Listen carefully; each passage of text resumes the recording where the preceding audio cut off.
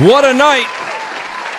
It's going to be great. I'll tell you right now, what an outstanding night we have for you guys. I mean, it's the beginning of Game Fest. We had the State of Play. We've got a console launch that happened today. And a lot of people are kind of downplaying the console launch, but it's interesting. I've got two different lines of thought here and two different things that I'm seeing going on through social media. I'm seeing a lot of people saying, geez, this is one of the quietest console launches out there ever. And then on the other hand, I'm just seeing nonstop people posting pictures of them with their Switch 2. So something's not right here. We're going to get into that as we welcome our panel, as everyone kind of shuffles in a little bit. They chat.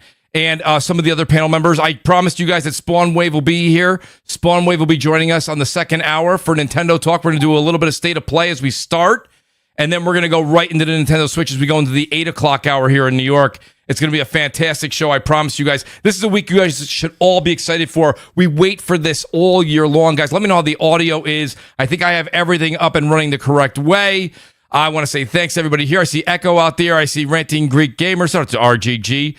King Skoto's out there. Full Sweats there. Shout out to Gaming with Persona. Persona, what's up, buddy? Great to see Persona here. He did a great Persona Speaks earlier. Great solo cast. Outstanding work as always.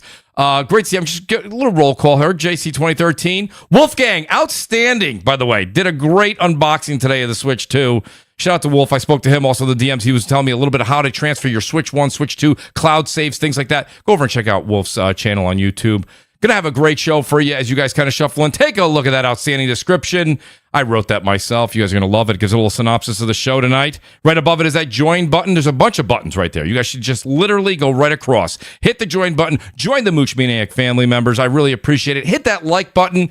And if you hit the subscribe button, your name comes up in lights. You guys already know that. That's fantastic. That being said, I've got an unbelievable panel. You'll see more and more people joining us as the time continues. Okay, big night. Lots of topics. People are saying, Mooch, are you actually going to get past 2 topics? The over-under is 3. We were 4 last week. We hit 4. We're 3 this week. I don't know if it's going to happen. I'm not really sure. That being said, I had to actually reach over the Atlantic and wake up the great Death Singer. I don't know what was going on in Wales, but Death Singer is here with us. And Death Singer, I don't know what's been going on, but you've been on Twitter/X on nonstop for about 5 days, lighting it up. You and J-Dub going back and forth, which is fantastic entertainment, by the way. Death Singer, I know this week is going to have you, I don't know, maybe polarized a bit in the sense of some things you love, some things you hate. But Death Singer, how you doing tonight? Great to have you here. I'm doing great. And the worst part is, right, people think, all I said was, literally, it was just an average State of Play, right? Not bad, not good, just average. And somehow, it still get hate. It's not like I went out there and said it was a solid D-. It was a 1 out of 10. You didn't say that. There was some cool announcements, like Final Fantasy Tactics. That's a banger. Like, I am day one on that. There's some cool stuff there, but it wasn't anything amazing. Like, the fighting game was cool, but I'm like, yeah, there's not much here for me. So I gave it an average score. Wait, that's the guy. I just want to clarify this. Out of the 24 games shown, your favorite reveal or announcement was an old remake/remaster.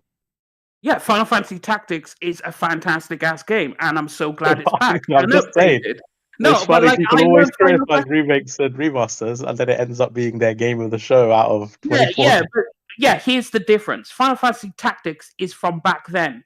It's not a game from 3 years ago. Yeah, but it's not like an overwhelming remake. It's like some slightly prettied up graphics. Like it's not like it's been made in 3D or had a complete overhaul. Like it's slightly spruced up. Yeah, but it doesn't matter. It's not a game from 3 years ago that doesn't need a remaster, but somehow gets a remaster.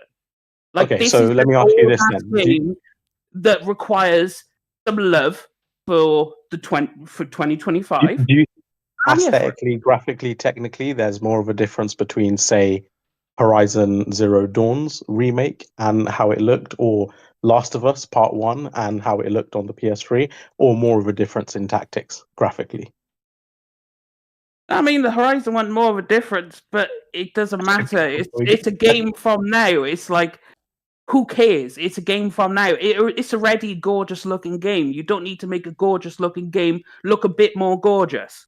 Like, Tactics, a game from back then deserves a remaster or a remake. Like Knights of the Old Republic, it deserves it 100% because it's a game of its time that needs to be updated. So yes, I 100% support those. But if it's a game from like 3 years ago, I don't care. I had the game from 3 years ago. Hey, yo, Nib, don't fall for Death Singer's bullshit. Listen, we already knew before going into this state of play. We already knew Death Singer was going to come on here with his BS talking about. That's right. It's an okay or mid show. Okay, any of those games on an Xbox or PC showcase, he'd have been like, "Wow, now this is a great show." That's what I'm saying. That's what I'm saying. I'm not trying to hear your BS today, Death Singer. I'm on the show today. I'm on the show today. I'm cutting off all your BS. I'm cutting it off. He's like, guys, the thing is, price gouging is bad, but I'll spend 3,000 on skins. Guys, remakes and remasters are bad, but my favorite game of the show is a remake and remaster. I'm just saying, I get confused. You're listening to a man that the PlayStation 5 has been out for 5 years. He's like, yo, PlayStation, drop a game so I can buy the console. Sit your ass down, please. We already know what you're all about. You're my man. You're my man, but we know what you're about. Okay. See, you're my man's. But the games I'm looking forward to, shout out to Lost All Aside, like super hype for it. They said it's coming to PC. Why do I need to have the PlayStation? The games I'm looking forward to, Final Fantasy Tactics. Guess what? I was like, oh, it's coming to PC. The fighting game, oh shit, it's coming to PC.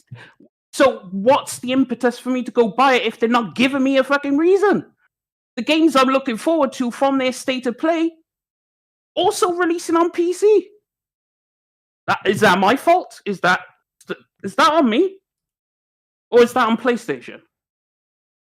Huh? Well, Death Singer, look at... the thing, I hear you there. That's you make a good point. I mean, a lot of the games that were shown they are going to be on PC as well. Absolutely. Mooch, don't what do you got for his BS? Oh, man. I know Death Singer. Death Singer is saying that now just to alleviate and to deflect his whole point of his talking about the PlayStation's a mid console. He talking about the PlayStation ain't got no games. Now it's on PC. It's on PC. We ain't trying to hear that BS. We're not trying to hear the BS. I actually never said the PS5 is a mid console. So don't cook up stuff that I never said. Right. I've been on this show many times where you had Final Fantasy 16 Rebirth. You said you love those games. You love, you know what I'm saying? And you didn't get a PlayStation yet, even though they was not announced a PC. Well, no, actually, I've always disliked it because it wasn't a remake of the original Final Fantasy 7. I said that from day one when they first announced it. So don't know where you've been, but I've been standing on business on that. Well, here's the thing, so far we only have GTA 6 that has Death Singer going for a PS5. That's all we have so far. That's all we got. No, I have no choice. I have no choice. Well, what about Ghost of Yotei? The thing is, Mooch, it's like he got an Xbox. No, but the thing is, it's like Naughty Dog's games never interested me. So why am I going to be hyped for Intergalactic, right? Yo, bro, I'm telling you. So then again, it's like Mooch. See, GTA is doing what it's supposed to do. It's forcing me to buy the console. If that bitch comes out and they go, yo, it's 60 FPS, I'm there day one. I have no choice in the matter. They are forcing my hand. No one else is. What about? Did I walk into a Death Singer intervention? Yeah, it is a Death Singer. Jazz, I'm telling you, we're trying to crack the code here. This isn't we're trying to crack the code, dude. Death Singer's not getting a PS5. He's done. He's done. This is intro. Me going at you specifically. This is more like a broader point. No, but let me just finish. What I was going to say is, and this is not aimed at you. This is aimed at, let's just say, the social media sphere. I just wish when people say that, when they try to make out their anti-remake and remaster, they're actually not. What they're saying is you're not remaking and remastering the games that I'm interested in, but actually I love remakes and remasters. It's just you're not doing the games that I love, you're doing the games that other people love. No. I love remake and remasters, but games that are 10 plus years old fucking deserve it. No, I get that, but one of the okay, let me finish my point though. One of the things that we've had a lot of back and forth is one of your primary points consistently has been that you believe there's a lack of innovation and differentiation in the AAA market, right? But in that state of play yesterday, there was so much differentiation, unique ideas, art styles, genres, styles of game, and you've walked away as your game of the show is a old remake remaster. As I said a few weeks ago, it's a great game though. The game of the show is shared with the fighting game, because it's like, okay, cool, that looks art system works, did fantastic job, it looks like. And it looks like it's going to be a banger. But then the thing is, but yes, they showed a lot of things, but it's like I saw a Temu Sea of Thieves. I saw Tides of Tomorrow, which is a great concept. Before you carry on, let me stop you on that, because I heard someone else say that on Twitter. What makes it a Temu Sea of Thieves? Because to me, it had better looking mechanics, better looking visuals, better looking art, better looking overall premise, characters, design, etc. So when you say Temu, generally like a Chinese knockoff is of a lower quality, right? But to me, everything about that actually looks more polished. You falling in for the BS, man. That game is not no Sea of Thieves knockoff. It's not. It doesn't play like Sea of Thieves. That's because it's a pirate game. Yeah, it's a pirate themed RPG. Oh, exactly. Yeah, you know what I'm saying? This is just Twitter. This is just Twitter talks and banter that people be having. They don't look for no game mechanics and nothing like that. They see a dude in a hat with a pirate coat. Oh, Sea of Thieves knockoff. Well, but then again, it's like you also consider it. It's like Tides of Tomorrow looks like it's a fantastic concept. Wait, you didn't answer my question. So, what makes it Temu? Explain to me what part of that reveal makes it Temu Sea of Thieves. It looks like Sea of Thieves, right? I'm gonna keep. But Temu is like lower quality, right? What about that looks lower quality? It looks like Sea of Thieves. It's just a rip-off. He's trying to say it's a knockoff. He's trying to say it's a knockoff, which is why he's saying Temu. Yeah. It's not that it's a lower quality, but it's like when people are like, "Oh, Skull and Bones looks amazing." We saw what happened to that, right? Like, thing is but Skull and Bones is based off Black Flag. So is that a Sea of Thieves knockoff? No, even that is not a Sea of Thieves knockoff. That is a Black Flag knockoff that failed spectacularly. But so what about this game is a knockoff of Sea of Thieves? One, the art style, cartoonish. Art style, yes. Cartoonish. Sea of Thieves is cartoonish. Scalable. Very scalable. I will give it that the Kraken wasn't lacking in that trailer. Exactly. It was a full. It was a full Kraken. It was full Kraken. Right? They still never added a full Kraken. They still have not. I'll tell you, a lot of people were rough on it because it's the word on the street, and I think you guys know this. I heard it's a free-to-play game. And so that was one of the things I heard that may be one of the reasons people weren't really feeling it. Let me do this real quick. I'm going to do quick introductions here because we're already going into it. Netties, too. I'll do a quick... Netties is making it. Yes. The great Jez is with us. Jez, welcome to the show, buddy. You came in right during the intervention. I'm glad you could be here to help us. There you go. Great to have you here today, Jez. I'll let you guys cook. Jay Barry's here, guys. Everybody, I had to get Jay here. By the way, that last little segment we just did with that singer, shout out to Gaming with Persona, who's in the chat. Persona may not be a big drinker, but that little segment right there led him to drink. I guarantee you, he is literally doing shots right now, trying to get over that last segment we just had with that singer. Jay Barry, great to have you here tonight, buddy. How you doing, Jay?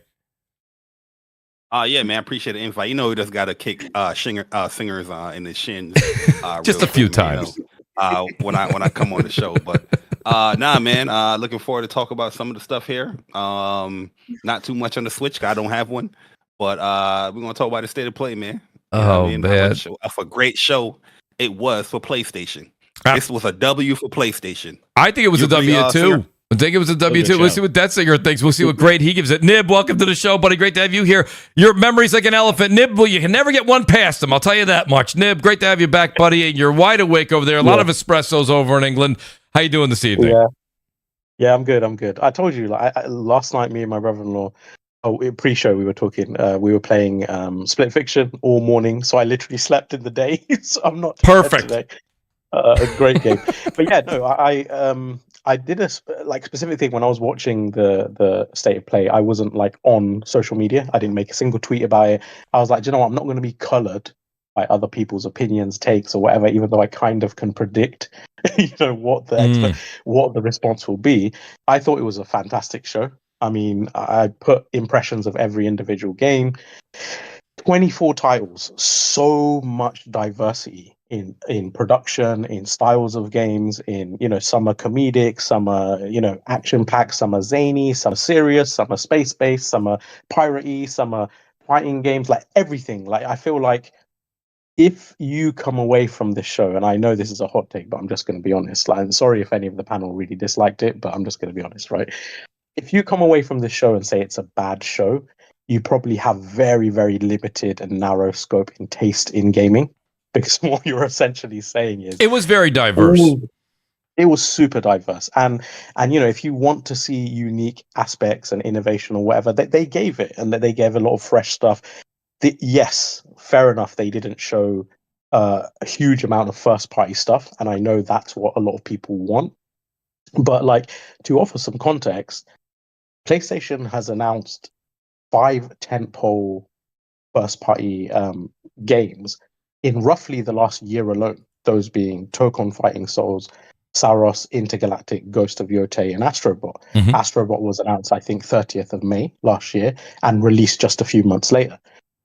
5 tentpole first party games announced in just a year from a company that only has 21 studios is actually perfectly reasonable. And I don't know why people think they need to show a state of play that was revealed one day before.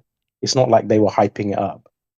One day before, why they expected like a plethora of first parties? Like, I don't know. I feel like people set up their own expectations to Mhm. fail. And it's like, that's a you issue, not a show issue. That's right. You got like Summer Game Fest, Game Awards, other state of plays, other shows coming up. And PlayStation is showing you that they're willing to reveal games at other venues now and other shows. So why would you expect so much in a state of play? I thought the fact that they revealed so much in a state of play and had such a high concentration of games, and even announced a new, you know, co-developed first party one, was massive. And it's actually, believe it or not, the most viewed state of play ever in history. It was. I just saw that. Already in one day. I think some people really, I don't know if it's like a console war thing, first party, just so, you know, they can do list wars, but they kind of lose the overall arch of gaming itself. Like, yes, first party games are great, and I love them, and I love technological showcases, but really, you just want incredible games. And when I look at that show, there's so much in there that interests me, Mhm. or that I think look intriguing. The way I walk away with, wow, like gaming is really not going to give me a single breath. Like, No, you're not as getting. someone who You're likes- not getting a Yeah. break moving forward. That's the truth. I'm not getting a break, dude. There's just so much stuff. Like, I mean, I've spoke too long already, but just quickly, like, you know, the Romeo is Dead thing that looked wicked, zany, frenetic. Silent Hill F, like, I'm down 100%. Like, Silent Hill in Japan with all the atmosphere and everything, amazing. The Hirogami, that looked cool. Oh, that there was- Hirogami game looked fire. yeah, Neo 3 looked freaking amazing. Neo 3 is going to be great. Yeah, Tides of Tomorrow, another one. Great. Sea of Remnants, I actually thought that looked really intriguing. Sword of the Sea, fucking phenomenal. I love Abzu, and having that with all the kind of journey style influence mixed with all the incredible traversal and everything, 100% right up my alley. First Light, I mean, fuck me. I feel like that game was made for me. Sorry for swearing. I love globe-trotting cinematic adventures, and James Bond is my jam. So it's like, seeing that, and it's made by, you know, the Hitman team, like, come on, that is like 100% up my alley. What an amazing reveal and showcase. And then Marvel Token Fighting, so I was like, again, like, you know, like, they're kind of taking it from Capcom and they're doing their own thing with it. 4v4 as well, like, it's a huge thing. They own Evo as well, like, production values, I don't know, like, I feel like this show, yes, I didn't love everything in it. There was loads of stuff that I was lukewarm or unexcited about. Every game is not going to appeal to you. There's 24 games. Even if like 5 of them appeal to you or 10 of them, that is an amazing thing. And I think like 13 of them appealed to me. So that's a lot to take away from a short 40-minute show. Well, I'll tell you the truth. You know what's funny? I had written down every single name, release date, but Nib just actually did it for me. I was going to run it down for the audience, but you went through them all. No, and that's fine. That's great. I will say this much: the one thing you said, and shout out to Domino Zero. I see he says I have 4 games in October. Mooch, I need a loan. Here's the thing: I thought a lot of games were kind of smushed into September, but I do want to go over. Let me. I got the super chat's working. It's a miracle. Shout out to Babor calling to read the show can start. He says Naughty Dog's last 3 full releases are better than any game released in the past 20 years. Gameplay, graphics, story, PC gamers, pirated greatness. Shake my head. Babor is not a fan of that. Liquid Tada says the wizard doesn't know what he's talking about. That's Death Wizard, he calls him. Babor is back and says the show had By the something way, for everybody Pragmatic except is not Singer. dead. Loads of people said Pragmat was dead. Not only is it not dead, it looks amazing. Yes, it looked very good, to be honest with you. Looked very good. And Domino Zero, of course, we just read that. So shout out to you guys. The Super Chat's working. It's a miracle. Help Mooch fund those games. Jay Bari, I got to hear what you got to say. You heard what Nib said. Nib did a really good job of kind of putting everything right into the bag right there for you. He kind of wrapped up a lot of the sentiment that I saw online as well. What did you think were really the standout games, Jay, for yourself personally? What kind of was your highlight? And honestly, let's be honest. I mean, you didn't give it an A++. So what was the low light, if you would say, the one thing that did bother you about the show? I'll speak on the lows first. Like, my low when it comes to a PlayStation run event is always going to be the lack of first party speaking to the community as far as games that's already been announced.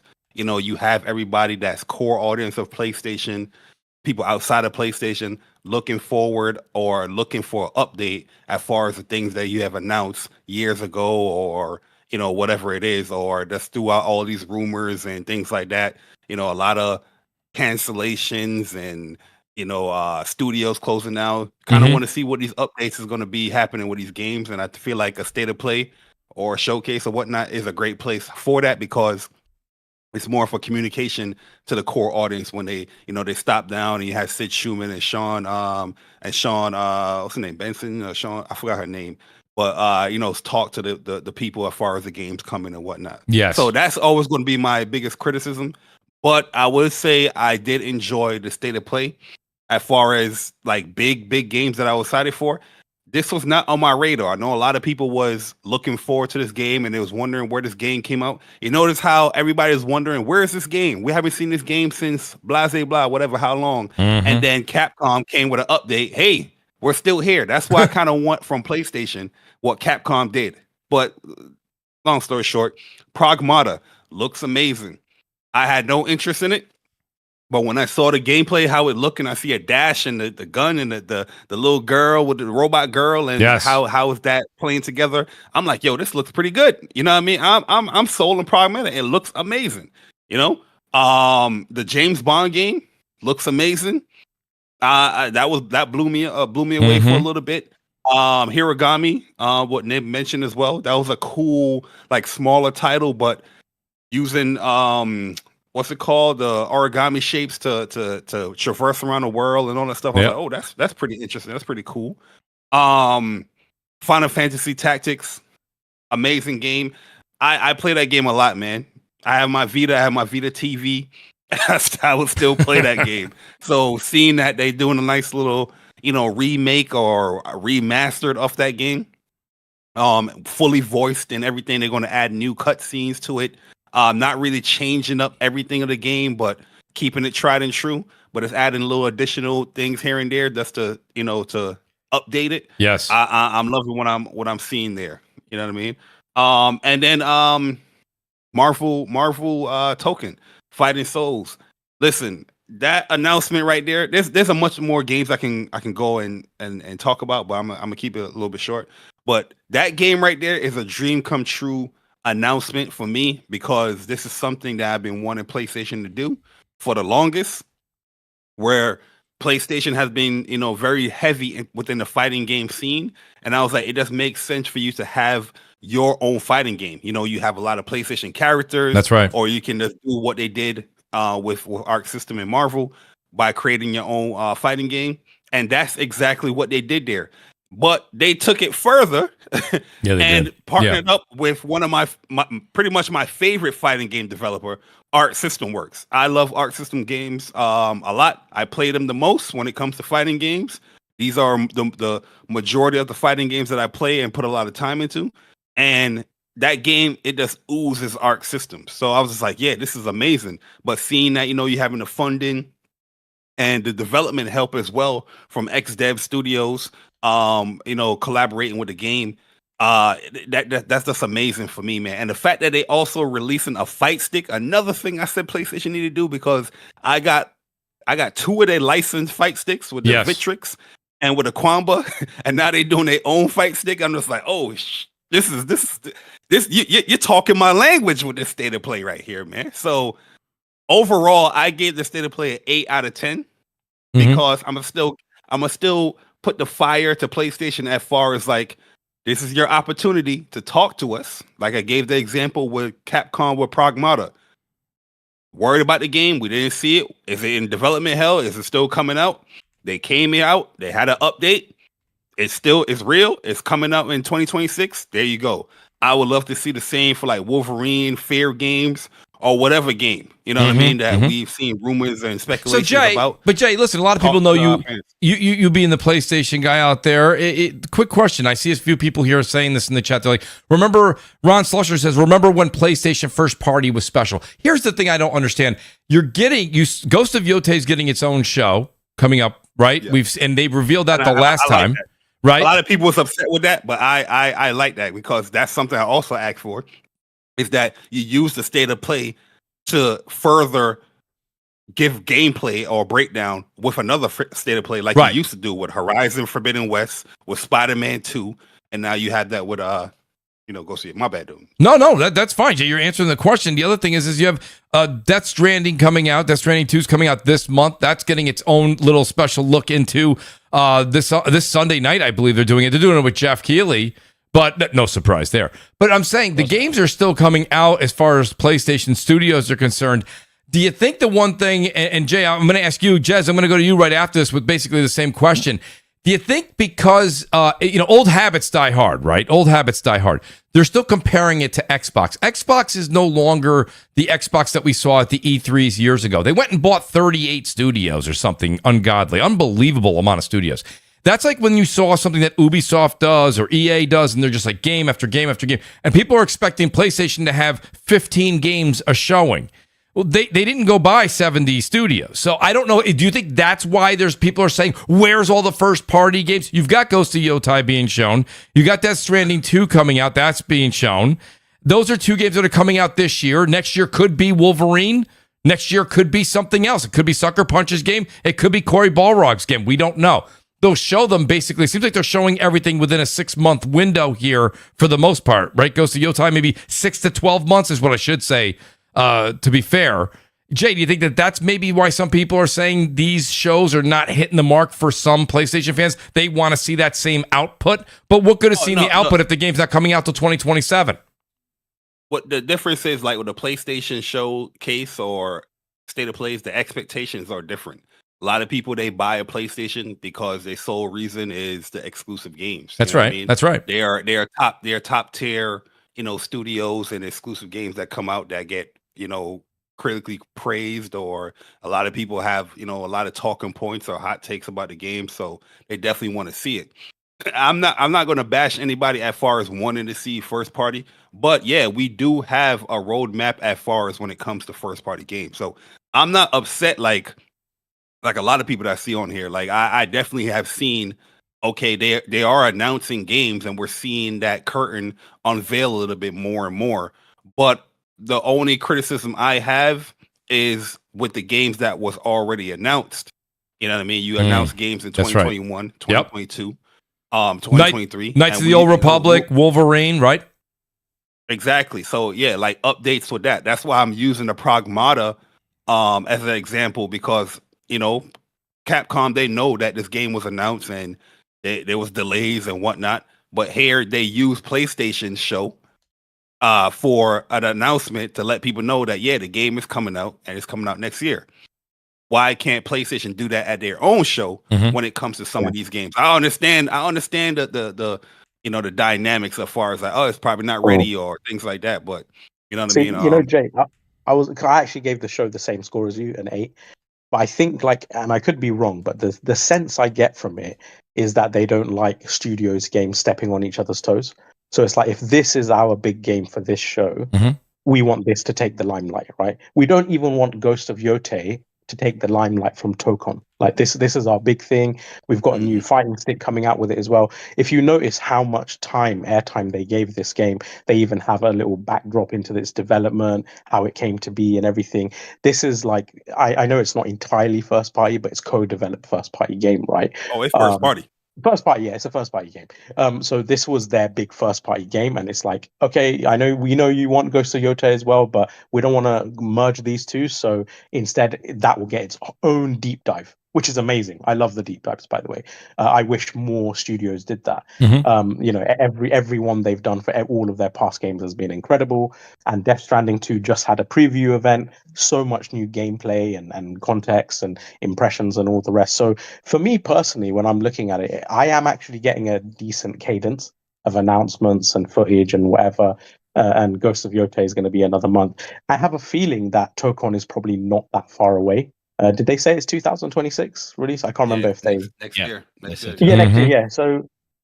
Yeah. So again, it's another announcement that is not like a million miles away from release. Astrobot was announced 3 months before release. So I think like this whole thing, how they used to do things in the past, where like they'll announce things like so early, they're kind of not trying to do that with new announcements, and they probably regret announcing games like Wolverine and everything so early.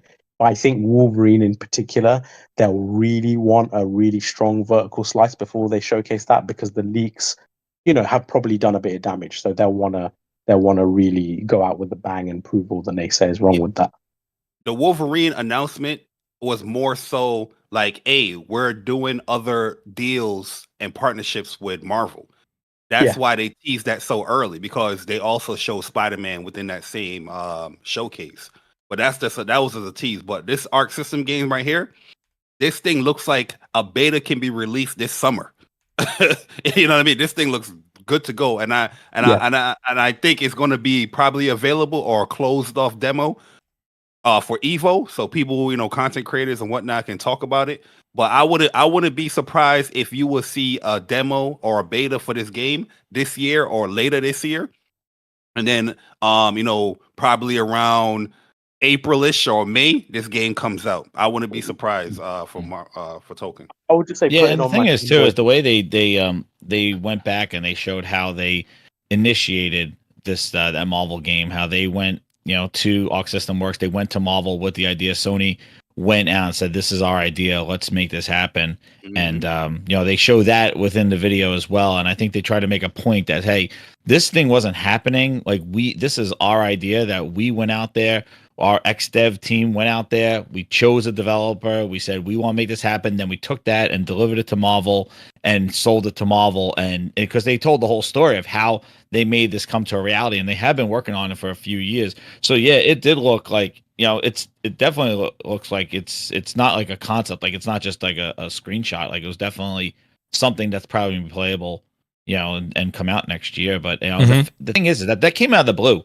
Like the fact that, and that's why I thought the show was really good, because without those other games that we're talking about, their studios, like they're still able to kind of come out and make this thing happen and do that oh shit moment, for like watching a stream, like the thing that you want when you're watching these things, like something that just knocks you like, whoa, what is this? And if you go watch the reactions, everybody was like, they're like, what? Like Sony, Marvel, what is this? And it came out of the blue, no leak, nothing. Like it just was like boom. And the fact that they're able to do that, I think that shows like the power of like, they kind of do what people would like, these, like you said, Jay, like this is your dream come true. Like the thing is, it has not been a Marvel game, just Marvel, no crossover, since the arcades, like just Marvel superheroes. Like we haven't had just a Marvel fighter.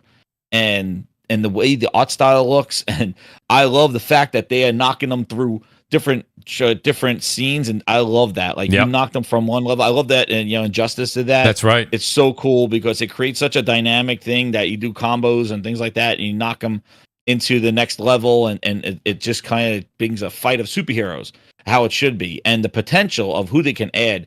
And one thing that I'm like, it would be freaking awesome if they could throw some cameos in there. Throw a little bit of Sony cameos, God of War, with him fight some Doom, like, let's throw Kratos in there. But I don't know if they're going to do that. But still, I was like, it's an opportunity because it is a first party fighter from them, and the fight stick looks awesome. They were own Evo. And then, and there's a lot of fighting in that too, with the, showing them all the Mortal Kombat collection that they're going to do as well. There was definitely a fighting kind of lead up to this reveal. And, I thought the show was done really well. Like Jazz, I'm with you with the crossover with PlayStation characters, but I would want them to focus on getting that Marvel roster out there first. Of course. Let's say they get up to 30 something characters. Hey, even 40, because it's a 4v4 fighting game. They can be like, hey, you know what? Season 2, we have Kratos or whoever coming to the game. You know what I mean? But I definitely see a lot of people saying the crossover stuff, and I definitely can feel it. Then the future, not that launch. Definitely they got to get those characters, but the potential though of who they could add to this and what they can do. I really, hope they keep adding more characters, obviously, and just, I think that it's again, it was a huge surprise, and just to have just the Marvel IP, and with all, you could have movie things when the movies come out, they're all coming. The Avengers movies are coming out. Marvel's going to be back, hopefully, with those movies and stuff, and they could tie in the characters and stuff like that with it. I just thought it was very well paced. They can use Marvel Rivals too to help push the game. One of the costumes for Iron Man can be in Marvel Rivals. Hey, this is in the fighting game that's coming out. You never know. They could, there's so much potential that they can do with it, and having a great fighting engine, and it looked it looked really cool. The moves. Well, let me ask you, Jez, let me ask you a question real quick, because this is a thing, and I happen to know Jay, and I know that shout out to Gaming Persona again. I know they really like it. I know a lot of people in the community that are really into fighting games. But do you think that they could have? I think a lot of people were always thinking another Marvel game would be in the works with PlayStation.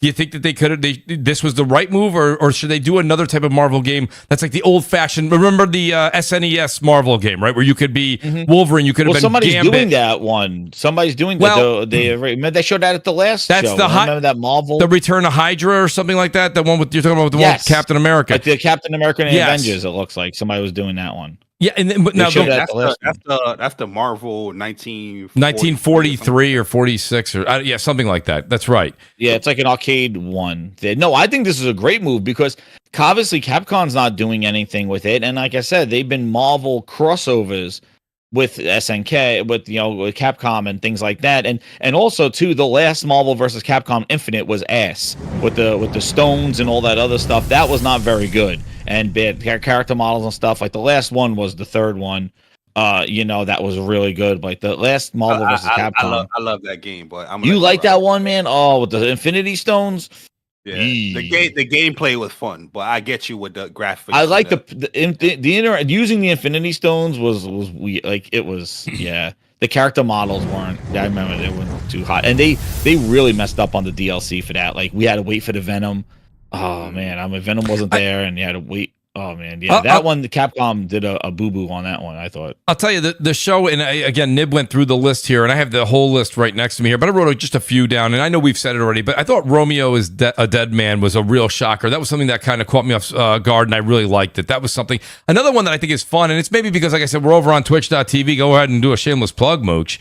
Mooch TV over there. Go over and follow us. We're doing Warzone. Shout out to Echo. Shout out to Alpha. A couple people playing Warzone was over there. But I am going to be doing some playthroughs. I am planning to go through Death Stranding 2 over there on Twitch. So go over and check us out there. But I looked at a game like Baby Steps, and I know this gets a lot of laughs, but it actually could be a pretty fun stream. I think that could be a pretty fun game. People that got to play it early, that game, go over and check IGN. Check any of the outlets you like. Some of the smaller outlets, some of the bigger outlets. A lot of people got to go over and play that game early, and a lot of people came away pleasantly surprised with that game. Shout out to the great Jay Barry, by the way. He says, we're kicking Singer's shins today. Just kidding. Happy gaming and Switch Day 2 to everybody. Hope you all are enjoying your Switch 2. That's right. Enjoy your consoles. Liquid Tada says the Marvel fighting game has the potential to have damn near infinite content. Marvel has a lot of characters, 100%. Babor is back. He said, I don't like 2D fighting games and PC gamers. He goes 1660 being the lowest common denominator brings down gaming, but hear me out. Made by the right publisher. So Babor is willing to deal with it.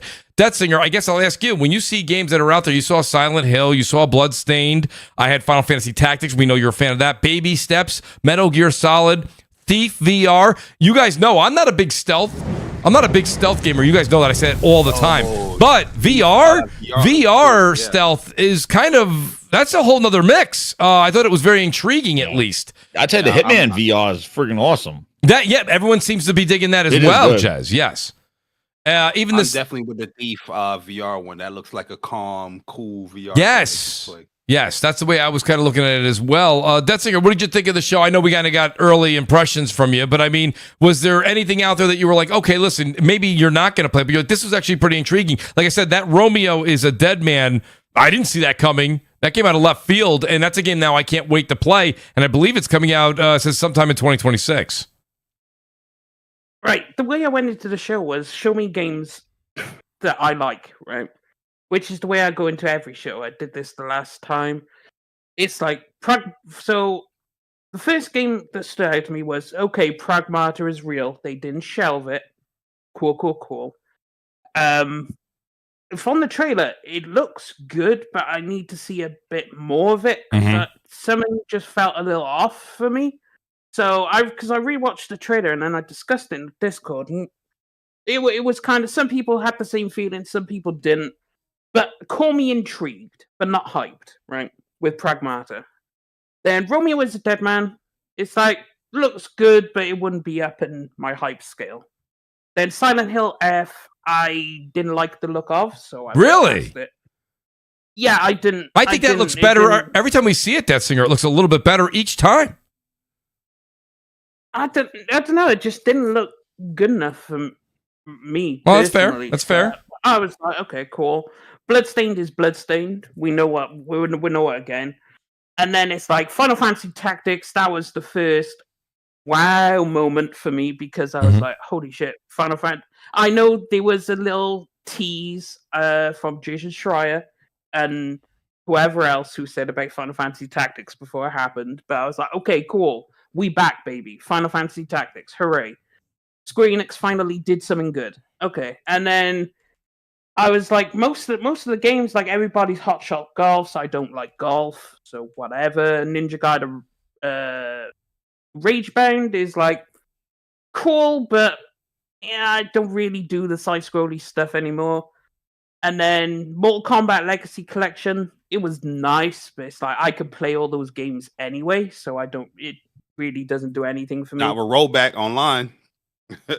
Yeah, that's the thing. The rollback online was cool as shit.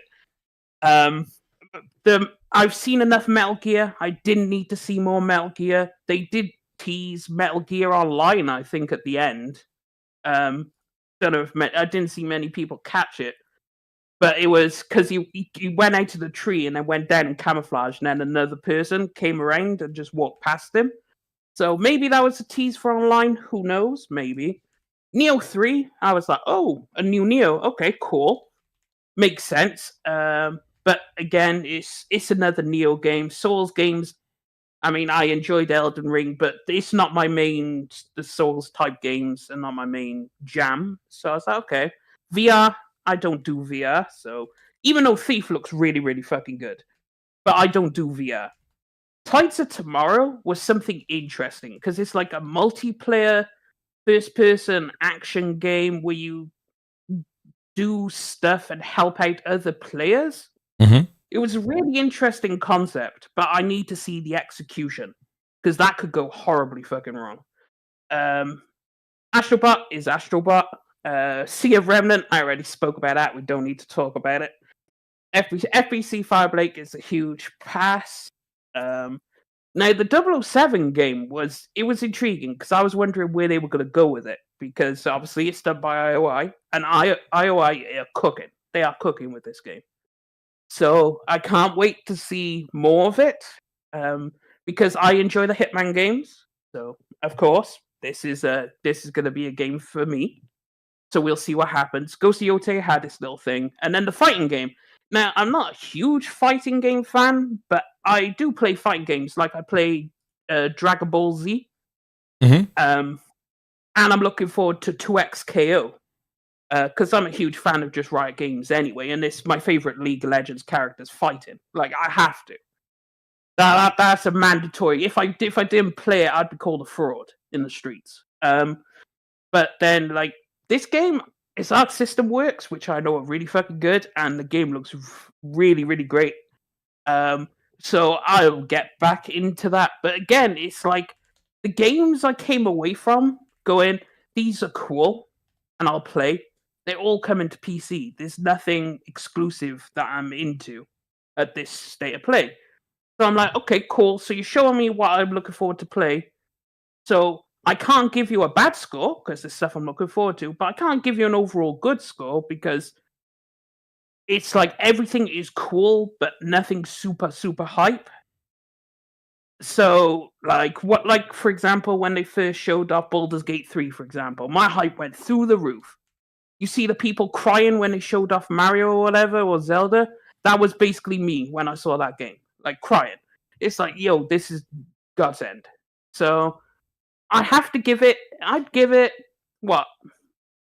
Between a 6 and a 7. 6 or 7, I was sat at. I was like, Yo, okay. Jessica, you listed off a lot of things that you don't play. What the hell do you play? Yeah, I know. That's all I heard. I'm not into this. I'm not into that. I'm not into this. This is not really my cup of tea. Hey, yo, I was listen. going to say, I'd have to go back. Hiragami Yo, and Sword of well, the Sea. I listen, want to get your opinion Yo, on that. that Xbox showcase, I'm gonna be on your Twitter like white on rice. I'm watching every word that He you're really gonna put out is. there because I heard there's no exclusives, so you better add that to your score. With the Xbox.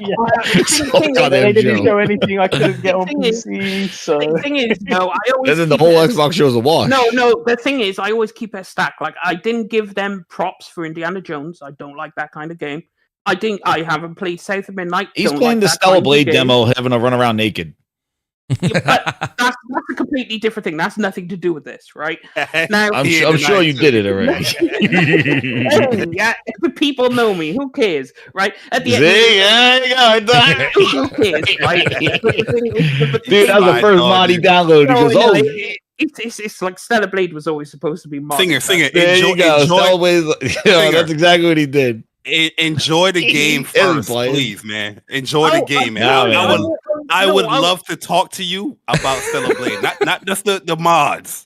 Enjoy the game, man. I will enjoy. He put on the nipple tassels. He's running around now. Oh, shit. I'll enjoy the game and I'll play it how I want to play it in the definitive Yo, version nipple tassels of and the all. game. No, but the yeah, thing it's is, not Stellar it's gonna Blade be- for his Stellar Jobs. Game of I mean, the game of the it's- generation. Well, we'll be fair, it's Stellar Cheeks. But either way, it's like when it comes to the Xbox Showcase, I stand on business when I say I don't like certain types of games.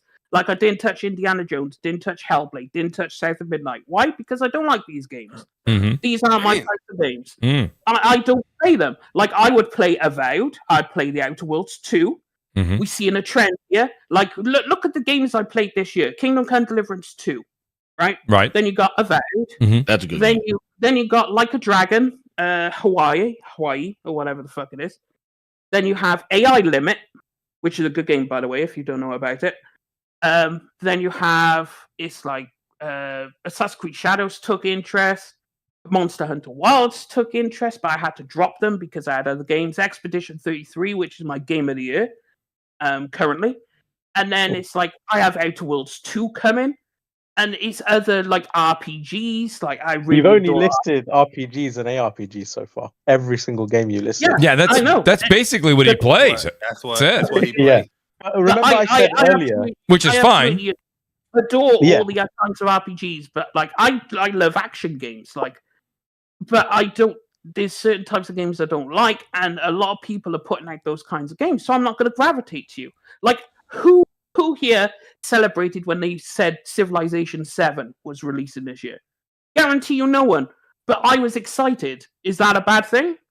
Should you expand No. because I like RTS games? No, Like absolutely not. See, this No, is the that's thing. not you know you're deflecting because it's not the point. We're not saying that you shouldn't like what you like, but your stance on some of these showcases from hearing from Mooch podcast and whatnot is the fact that these games aren't exclusive, so you can't buy into a PlayStation. Civ is not an exclusive game. That's on everywhere now. You know Well, what I mean? yeah. But you still like it. So like when I see you, talking about people's opinions about what they like about the state of play, or even here on this show, how you saying that you don't like it, it's not about I don't think it's really about the games. Truly, it's more about the exclusivity of the reason why your score is the way how it could be, or your criticism of the shows is the way how it is. Well, no, because my criticism is the same. Because when Xbox had a bad showing, I called them on it. See, the thing is, it's like currently Xbox are making the kind of games I like. Think of Fable, think of Avowed, think of Outer Worlds 2. These games but Dessinger, you know, but then when I look at PlayStation, it's third party giving me the types of games I like. Dessinger, Xbox hasn't had an exclusive, as in non-console exclusive. I mean, not on PC since 2017. So you know, one of the things Bari said was they're judged differently. PlayStation shows are, and I think Dessinger is literally a perfect example of that, because on the PlayStation side, he's saying if it's not PS5 only, then for me it's getting knocked. But Xbox hasn't had an Xbox only game since 2017, but it's immaterial. They can still get high grades.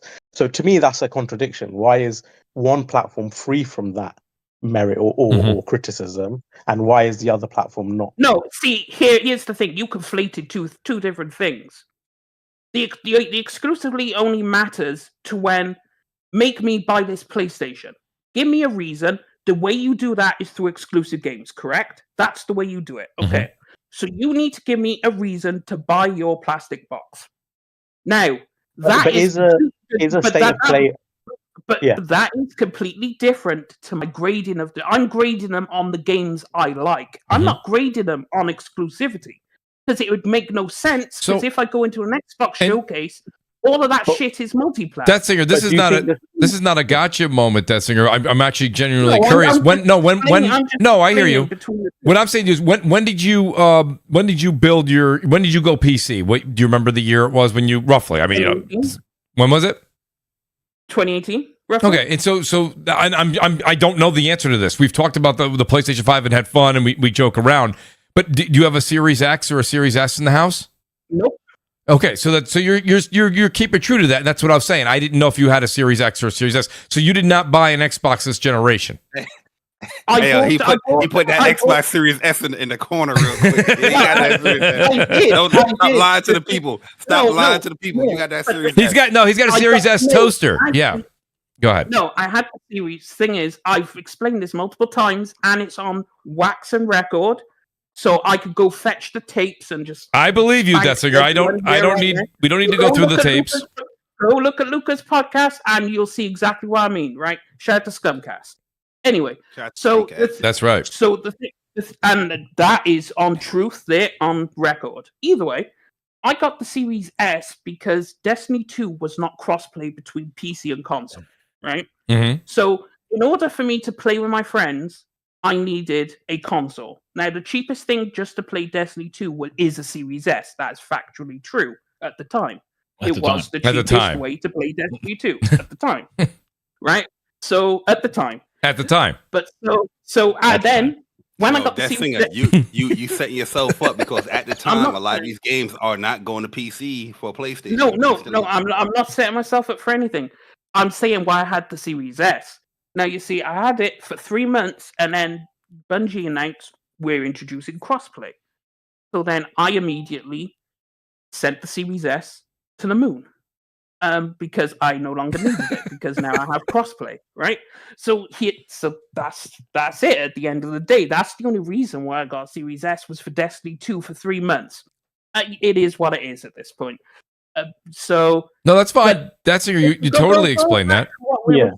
I don't think that is what a state of play is. I don't think the state of play is, hey, PC gamers, you have to buy a PS5 because of this state of play. I think it's more like, hey, PlayStation gamers, here's everything you can enjoy on your system. I don't think state of play is about exclusivity, which you've kind of made it about that with your own criteria. I mean, because you're essentially saying, for me, a state of play, does it sell me on a PS5? If not, it's failed. But that's not really what a state of play is. A state of play is just a showcase of interesting games. So it shouldn't be, will it sell me on a PlayStation? What you should be asking is, are the games looking interesting or intriguing, or am I excited about them? That's the thing. I'm doing both at the same time. It's not a one or another situation. I'm going in with, show me some good games, but also at the same time, can you sell me?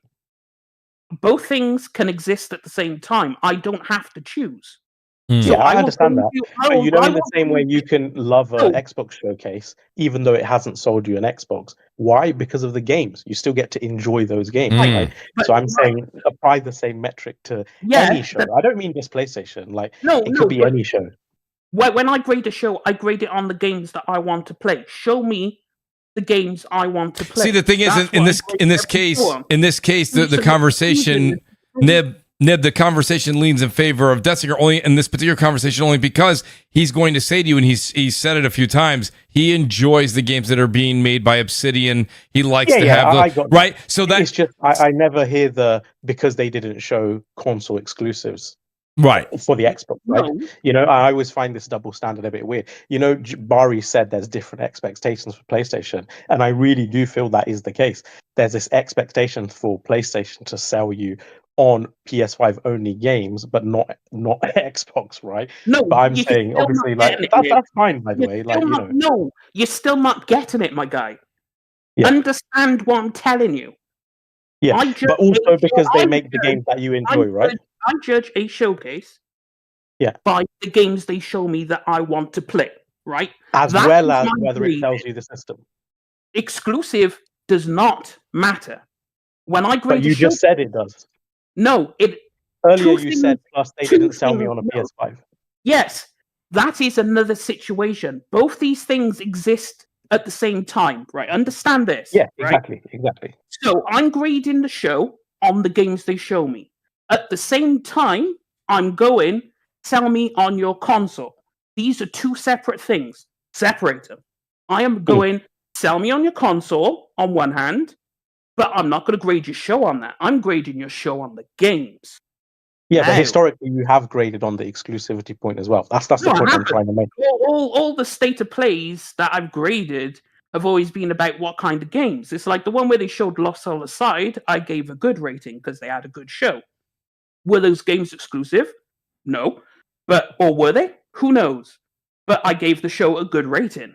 I then also give this show an average rating because it showed me average. Well, let's do this. It was We'll like come back to games. Dessinger, we'll come back to you. And I have a feeling we're going to go full circle on this. I do want to introduce two people that stopped by. Shout out to the great Spawn Wave who joined us. Now, Spawn, you right on time, by the way. I've never had anybody say 8 o'clock and they were here at 8 o'clock. I've never had that. I've been doing this since 2014. That's outstanding. Spawn, welcome to the show, buddy. How you doing tonight? Hey, good to be here. Good to be. That's when the kids go to bed, so it's all on schedule. Well, it works out great for us, Spawn, and you came right in the middle of a great crossfire. Also, we've got the great RGG who wanted to stop in and say hello. He wanted to give his 2 cents on the PlayStation State of Play. And what we did, Spawn, was we spent the first hour really going through the panel here. I'm going to let RGG give his opinion, Spawn, and then we're going to ask your opinion of State of Play, and then we're going to go right into the Switch because I have a lot to talk about with the Switch, and I know you might be really fed up with it, Spawn, because you've been doing it since midnight last night. I know you went to the... I was watching him. Right? I was like, he's up now. He's It up. was like 2 o'clock in the morning. My wife was texting me, go to bed. I'm like, I'm watching Spawn Wave. He's doing his thing. Spawn's out there. Yo, He's sir. out there for us. Yo, yeah, I know. I saw it real late last night. I appreciate Spawn being here. I'm sure he's exhausted. RGG, I'll let you go ahead. What was your take from an Xbox standpoint as well from the show? And then we're going to go right into Spawn's opinion and into the Nintendo Switch. Hello, guys. Good evening. What's up, RGG? From how's Greece, it by the going? way.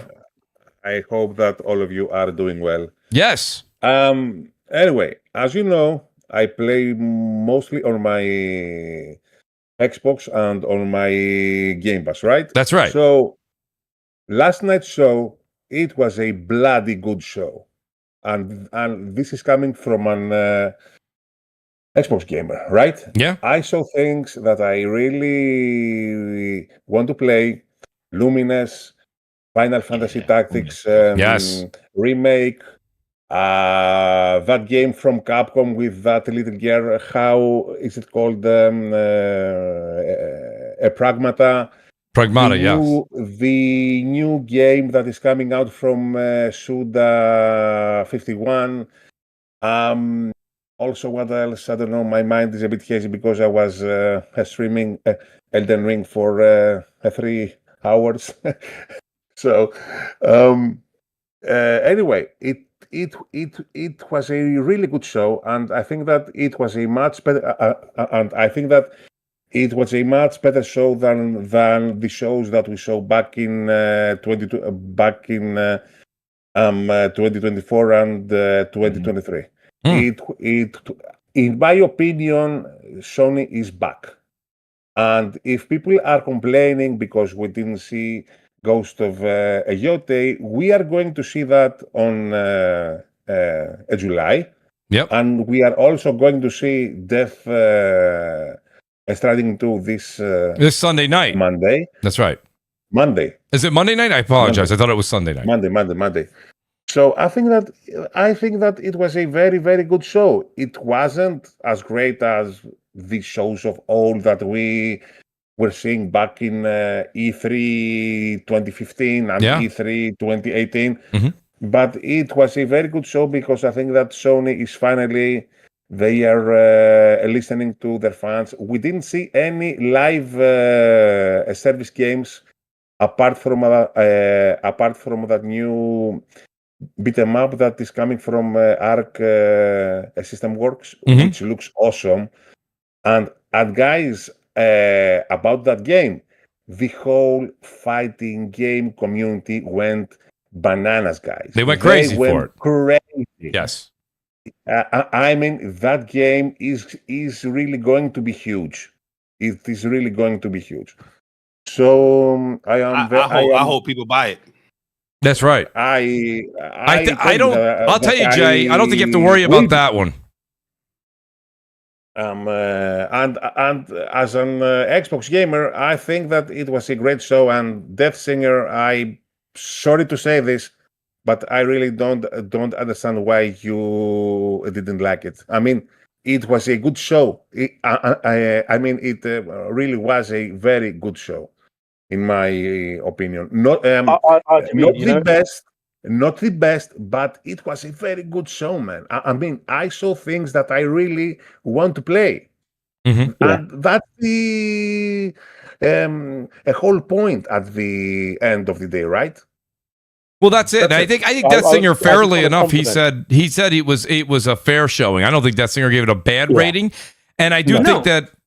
Go ahead, Nib. I'll let you finish, and then I want to hear what Spawn's got to say. I was going to compliment. See, I haven't spoken to RGG about the show. I haven't even seen a single tweet of his about it, right? But I had a feeling he would enjoy the show because he said he's an Xbox gamer, right? Yeah, and I'll tell you why. Because from speaking to him on your podcast before, he plays a lot of Game Pass and he loves diversity and different styles of games, right? He's dipping in and out of different genres, different styles. Like his thing is experimentation, surprise me, this and that. So I really do believe when he says he likes a different gamut of genres and stuff, that is true to his belief. So when I watched the show yesterday, I can see, you know what? Someone like RGG probably would really enjoy this show, because there's a lot of different things to take away and a lot of different styles of games. And sure enough, you've come on and you've said pretty much exactly that. The one game that I am a bit suspicious about, and please don't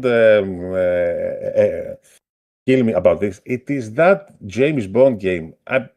I don't know, maybe it's me, but I think that it reminded me kind of like Hitman. Warner Brothers. It's the same engine, yeah, it's Hitman, basically. MGM behind it, and I'm worried that maybe they will mess it up. You know, I don't know. But everything else was fine. Have you played Hitman 3? Huh? Excuse me? Have you played Hitman 3? Did you play Hitman 3? Of course. Yeah, I think did you enjoy that? Yeah. Then I think I don't listen. Let's put it this way: I don't think you'll be disappointed. Then, well, the other thing too, it depends. The same thing I said about Indiana Jones, I'll say about 007, and that is if you grew up in a certain era or you are still watching those 007 movies and those hit for you, then I think that this is going to do very well for you. I grew up with those movies, mate. I grew up watching James Bond movies when I was little. Trust me. RGG is the same team as the Hitman 3 game. So really? The same. Yeah, same studio. Yeah, it's using Glacier Engine too, which is I think that's what Hitman uses. Okay. So but you want to know what though? There definitely was some elements in that thing where I was like, oh, some of the animations, some of the stuff. I'm like, it did look very Hitman-esque with that's what that it did. It did. Yeah. And we'll see how it plays because Hitman is, it's a little stiff. So we'll see if this is. That's what I'm hoping for too, Jeff. I hope they kind of loosen it up a bit there, and it does open up a bit. And I do think the story will kind of maybe capture someone like myself a little bit more than a Hitman did. I think Hitman 3 was good, but they never were really my cup of tea. There was one thing that we got to see too, like Amazon is they bought it, right? They bought all the bonds. They threw them all on Amazon Prime. And so like, let's see how they are as a publisher of doing this stuff, because who knows if this don't meet some expectations, we might not see another Bond game from them. So like, they're very excited at IO, but Amazon is behind all this, and they are really, they just bought it. They put out all those movies, and they're going to want to see their dividends. There's the game. That's right. That's a question like Jay Barry was just saying. People better buy that game. Go ahead. Exactly. I was going to say, from a premise perspective, as a Bond fan, I do love the fact that it's back to before he was 00. So it's like, there's going to be a potential character. Singular. So he's going to be like, a bit more reckless, a bit more naive, a little bit less inexperienced. Right. So, I like the fact that we're going to be able to experience that growth. That growth and that wit will actually, I think, work in its favor. Exactly. Ned. And then they got the classic Aston Martin, like DB Vantage. I'm like, come on, you sold me at that. Like, as soon as I heard the car, I was like, yeah, sold. Also, if it's his origin story and this is IO signing on, this could be the first of several games. Oh, I think they will. Where they tell a story. Yeah. So, Spawn, let me ask you a question, because RGG kind of threw a volleyball up there, and I want to see if you'll spike it down. A lot of people are saying this is a call back to the old Sony. Are you seeing maybe this new shift now that we have new leadership over there, that you are seeing the old Sony come back? They are more heavily focused on making relationships second and third party, and they're going more back to their roots with Japanese developers. Do you see a path where they're kind of changing direction here a little bit from what we saw in the first 5 years, or maybe even the tail end of the PS4 era? I mean, I think what we're seeing right now is just continued results of developments taking a long time, and the fact that a bunch of their live service games got canceled, and you lose a lot of time with that. So you fill in the gaps with these relationships with third parties. But I mean, when you see like what they ended with, where they have a relationship with Marvel and Disney, but then also they bring in Arc System Works to do it, but it's still XDev working with them. I mean, that does have, Sony first party involved with it.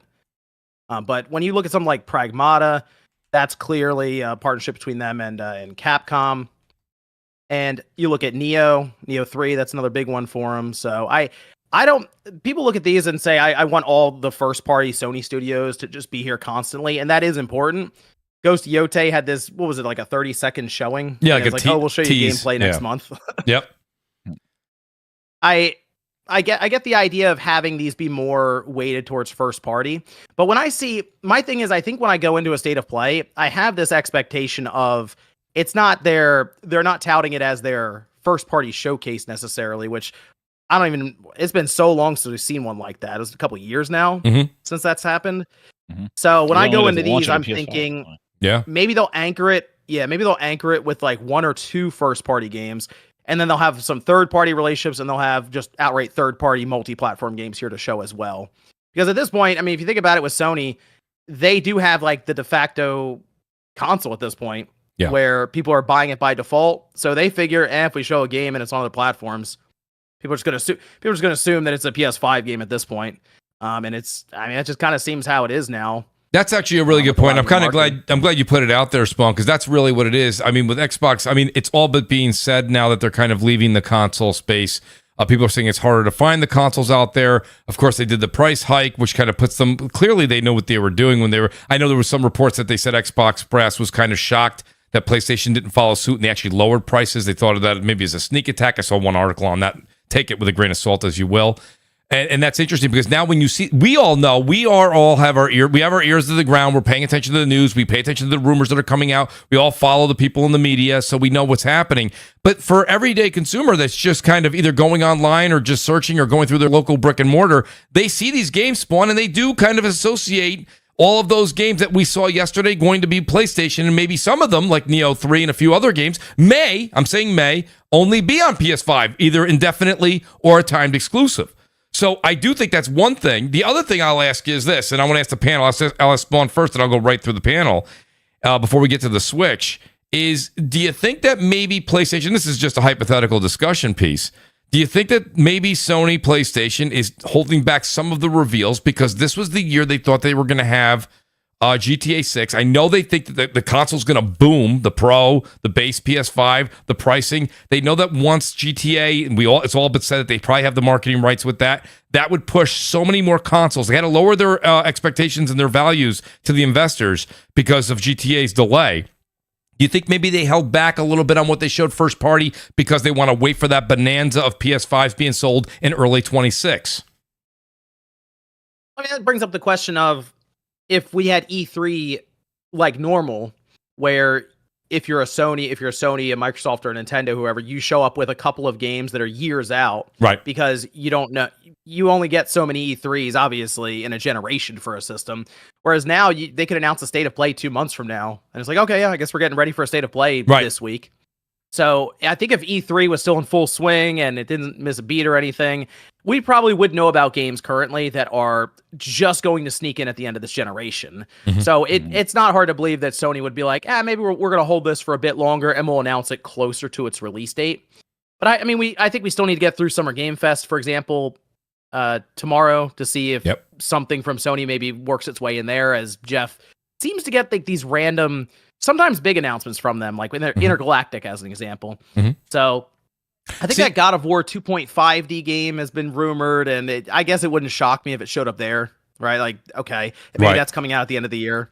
But I don't know. It comes down to do people want to hear about a game that's 3 years away, or do they like the idea of finding out about a game that's out in 7 or 8 months? I didn't really think about it. For example, that Marvel game, like you saw that and it's like 2026. You're like, oh wow, that's great. Imagine it said 2028. You're like, oh okay, it's still awesome, but he makes a good Jazz. He makes a good point. I didn't really put. I thought about my discussion scenario points, but he makes a good point. When we had the traditional E3s, we would see games that were going to be 2-3 years out. In this case here, they could pull the trigger at any point in time that they want for a state of play. So they don't have to show things that are 6 months. They announced it.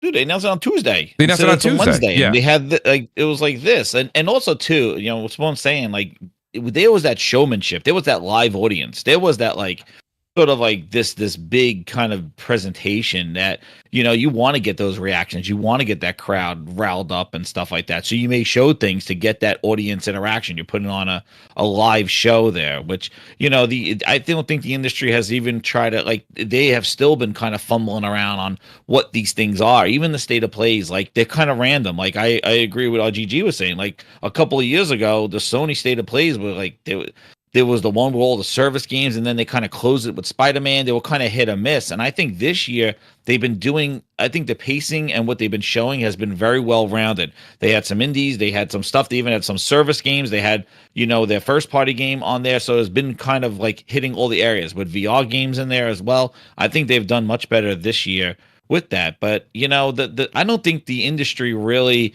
has really grasped that whole thing. And a lot of times they want to put forced demos out, remember? Yeah. Even with New Mimosa, with Halo 2, that never existed. That was made for E3, a demo made for E3. So, like, there was definitely much more pressure to show the stuff ahead.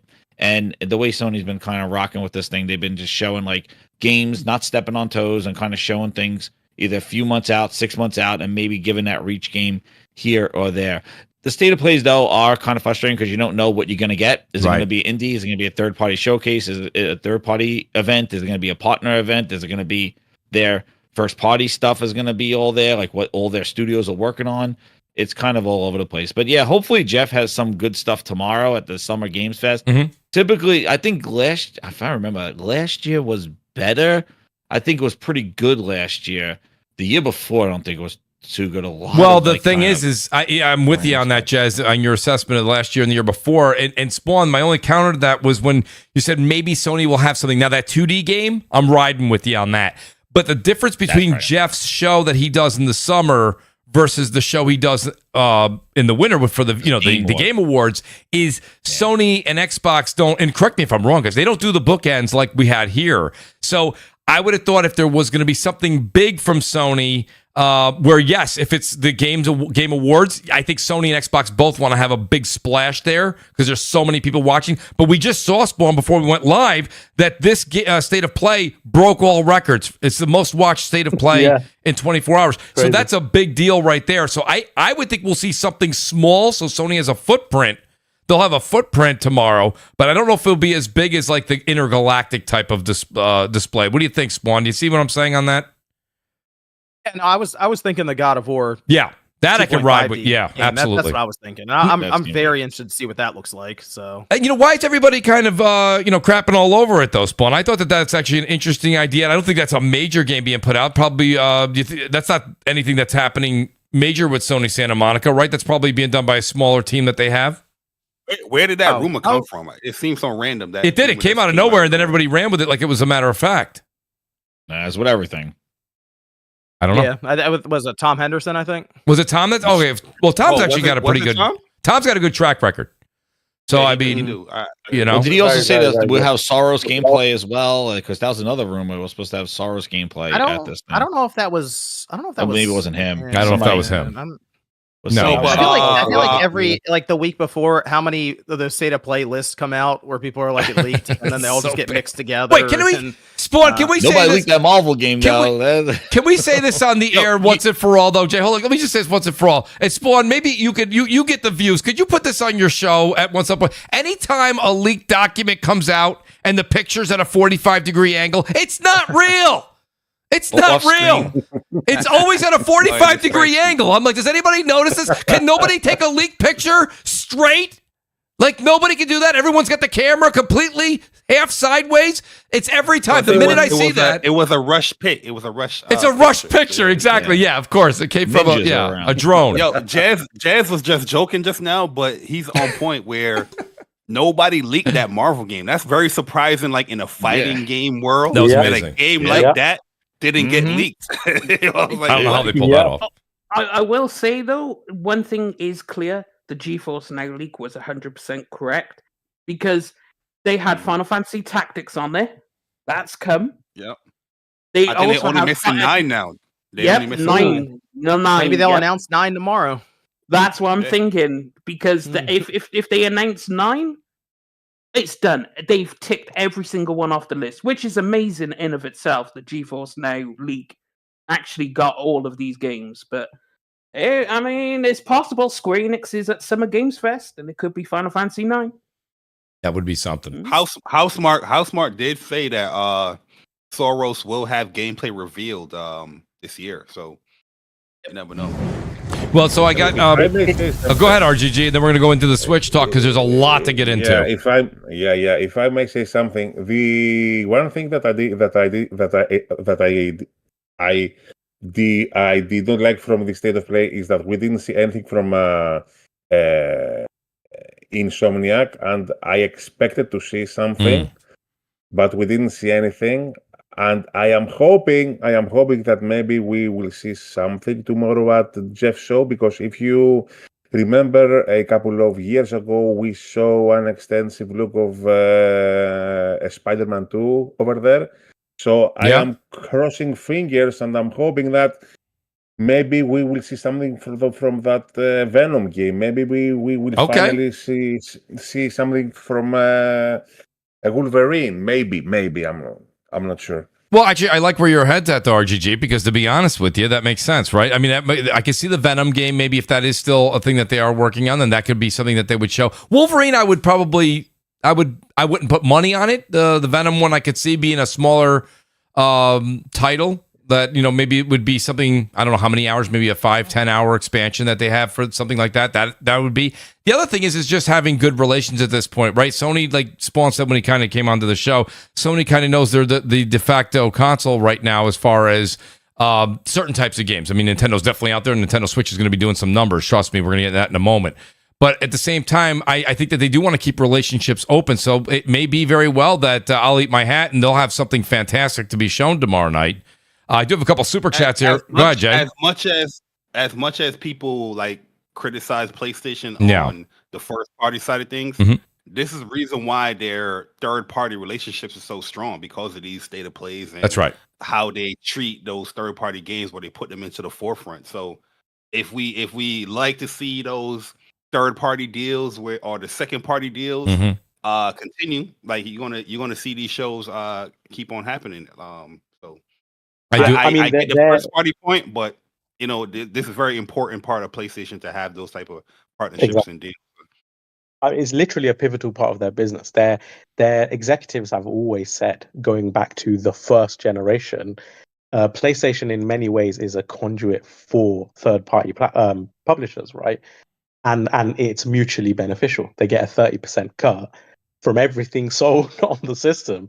So if they can become a de facto platform for these third-party games, or the platform that a lot of people gravitate to for these high-performance third-party games, then again, it's mutually beneficial to both platforms. And it doesn't PlayStation own or have some sort of stake in Evo now as well?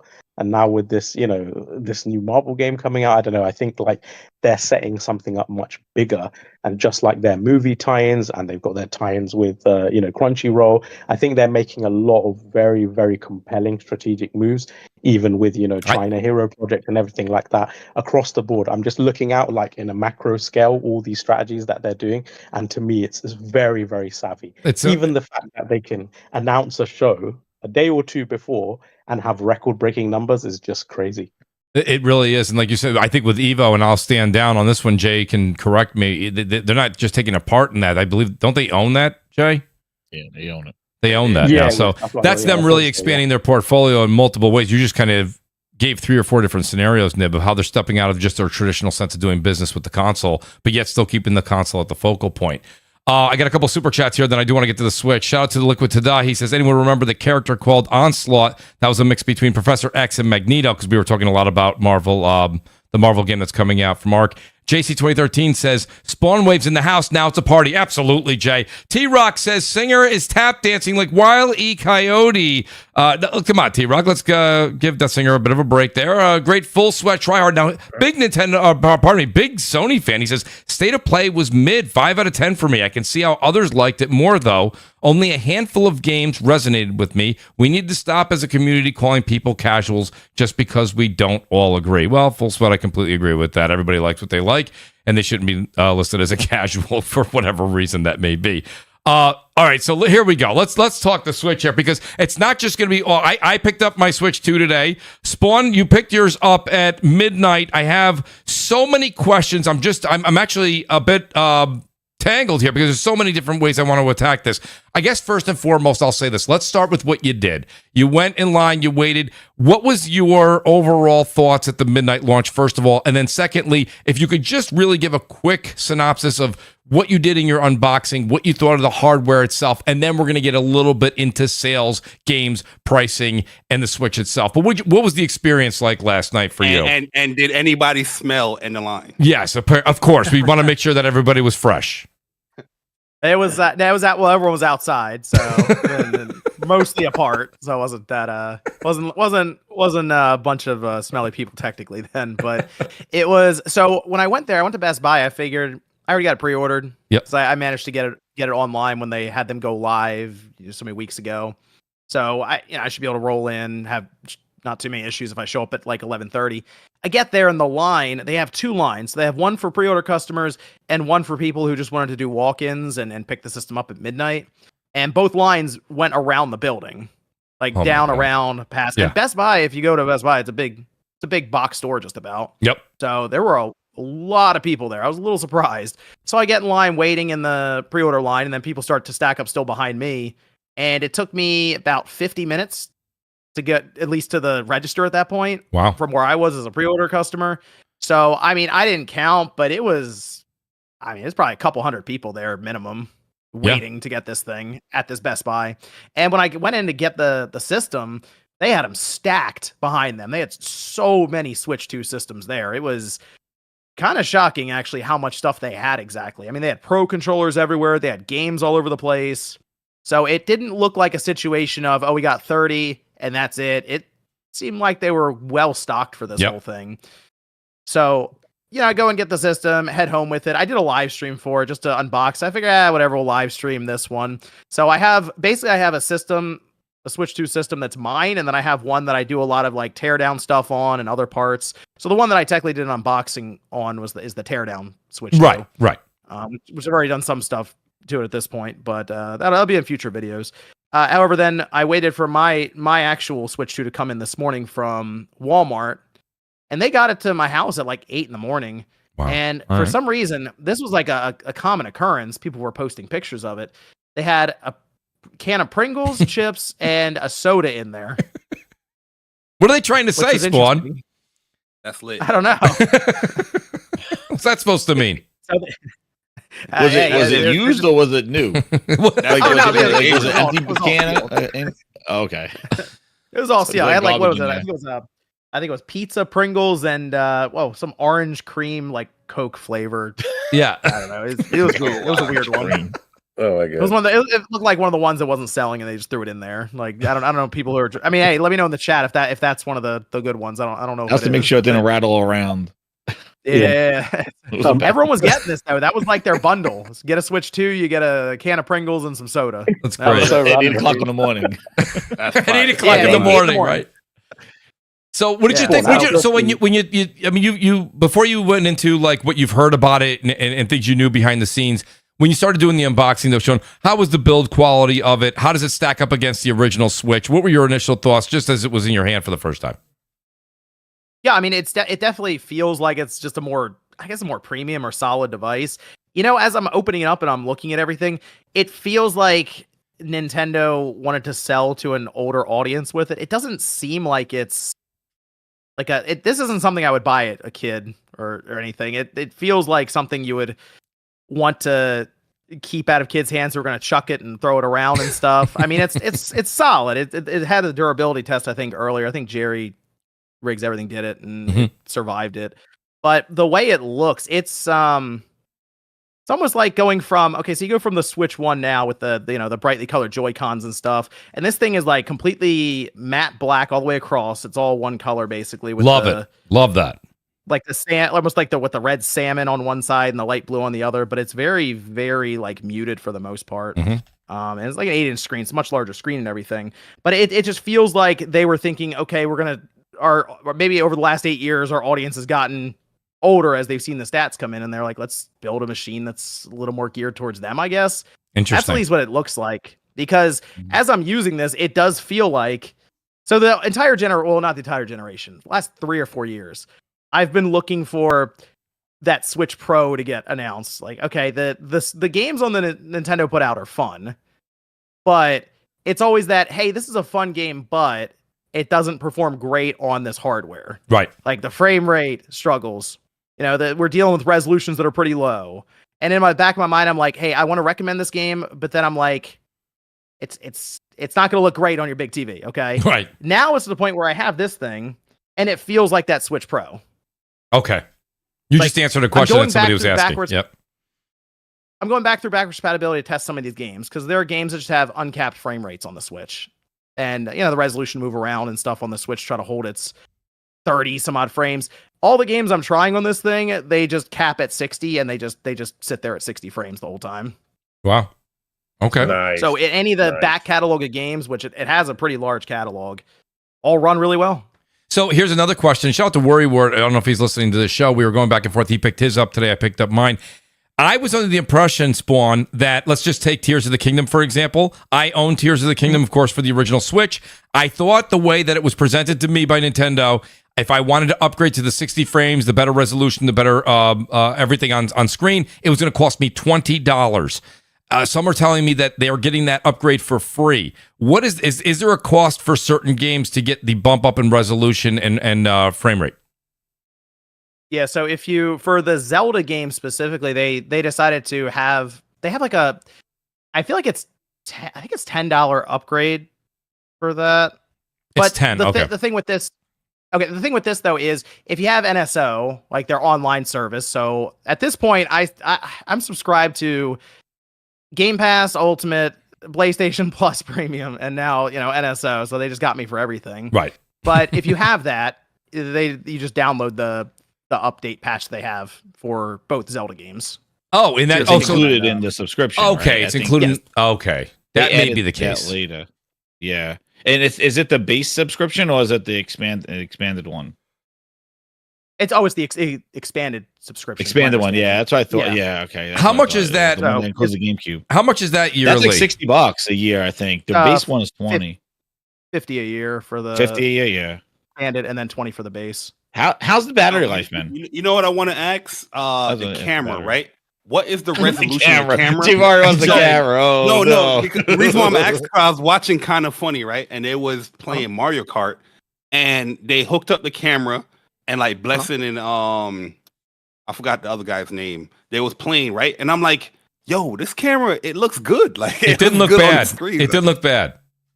It looked bad. No, it didn't. No, I thought it didn't look bad at all. I thought it looked pretty good. It was much better than I thought it was going to be. So RGT and I tried it, the game chat thing. I picked up the camera. I'm like, let's see what this is exactly how it does. And we tried the game chat thing where you press the C button and you can make basically Discord, but on the system.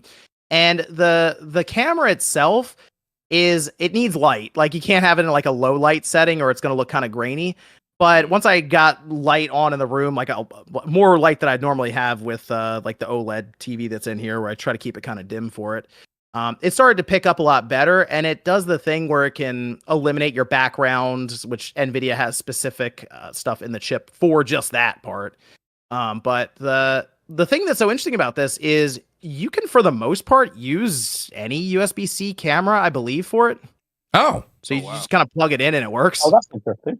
Okay. So it has this driver support. Oh, that's cool. Yeah, Okay, that's great. Nintendo's not going to tell you that. They're not They're gonna not, say no, that, but they're not going to tell you Like a that. colonoscopy camera being sold. Yeah, so like RGT used his Logitech webcam and it came right up. Worked fine. Oh, that's great. Oh, Spawn, just to piggyback off Mooch's question, because he actually asked the exact question I was going to ask. But I know this is a bit weird, but if you had to put a number on build quality for Switch 1 or Switch OLED and build quality for Switch 2, where would you rank them? Just so I can get some relativity between the two. Okay, so for the Switch 1 with like the plastic like screen and stuff on the front. Yeah. If I'm going to judge it now versus in 2017, because I feel like in 2017 we were a lot more impressed with that than we are now. Right. Yeah, That's fair. That's fair. I'm going to walk back where, I'm going to judge it as now versus everything we have. I mean, honestly, the original Switch, plastic front, the rails, the Joy-Con. I mean, I'm like a 4 on that thing at this point. All right. Fine. The And OLED then though, the with the big bezels and stuff, based on what we have now, yeah, I'm pretty low on that. The current, like the old Switch. The OLED's I think is a lot better because obviously the OLED screen, it starts to feel a bit more premium with the kickstand not being like this little like sliver of plastic. Yeah, mine broke off my OG one. Yeah. So like the gone. OLED, I'm in like that 7 territory, and this I'm a step above the OLED. I'm probably at like an 8 or so with this. Wow. Okay, so it's not substantially higher, but it's higher. Well, that kickstand yeah. has better resistance, right? And goes back further on the Switch 2, right? This one, it is smaller though, so it's not like the whole bottom half of the like the tablet portion. It's kind of like this U shape, which I thought was kind of weird, but then I realized that you can, I guess, feed like a cable through it if you need to. If you're playing on you have it set up on a table. So and then in terms of how's the battery OLED life versus- been for it? The battery life. I haven't done a full battery life test on it yet. I think I had Mario Kart running earlier for like 30 minutes, and it's at 70%. Okay, and then finally, I'm thinking honestly, half brightness for a game like that. Probably, I'm thinking realistically like 2.5 hours or something. Mm-hmm. Okay, and then in terms of the OLED versus LED, and this is to you as well, Mooch. Do you notice that different in the contrast, black levels, etc., or how are we faring? Like, how much of a downgrade are we talking from the screen tech versus the OLED version, or is it just a very good?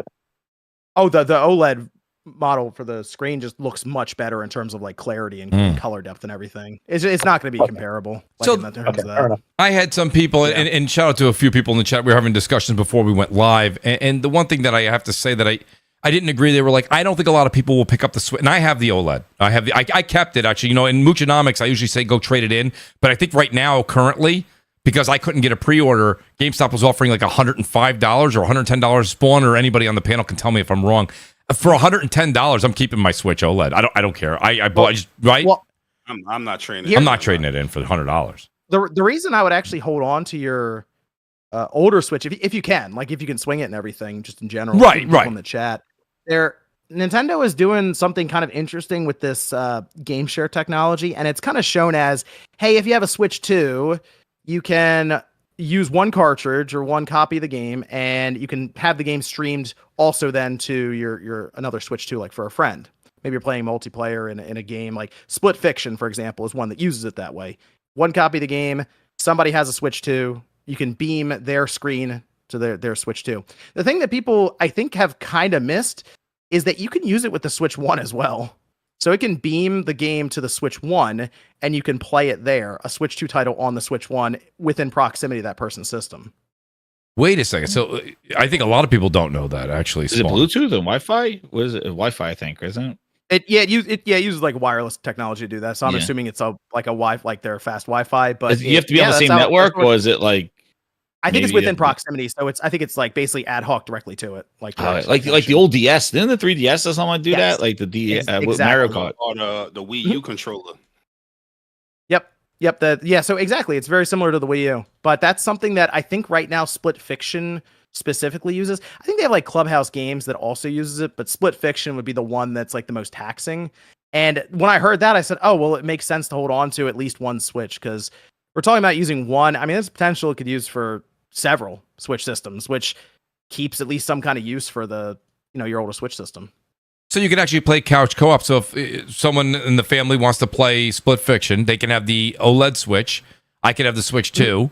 I could just turn it on, and we could play the same game and enjoy it with the other. You still play Switch 2 games on the OLED? Yeah. Okay. Yep.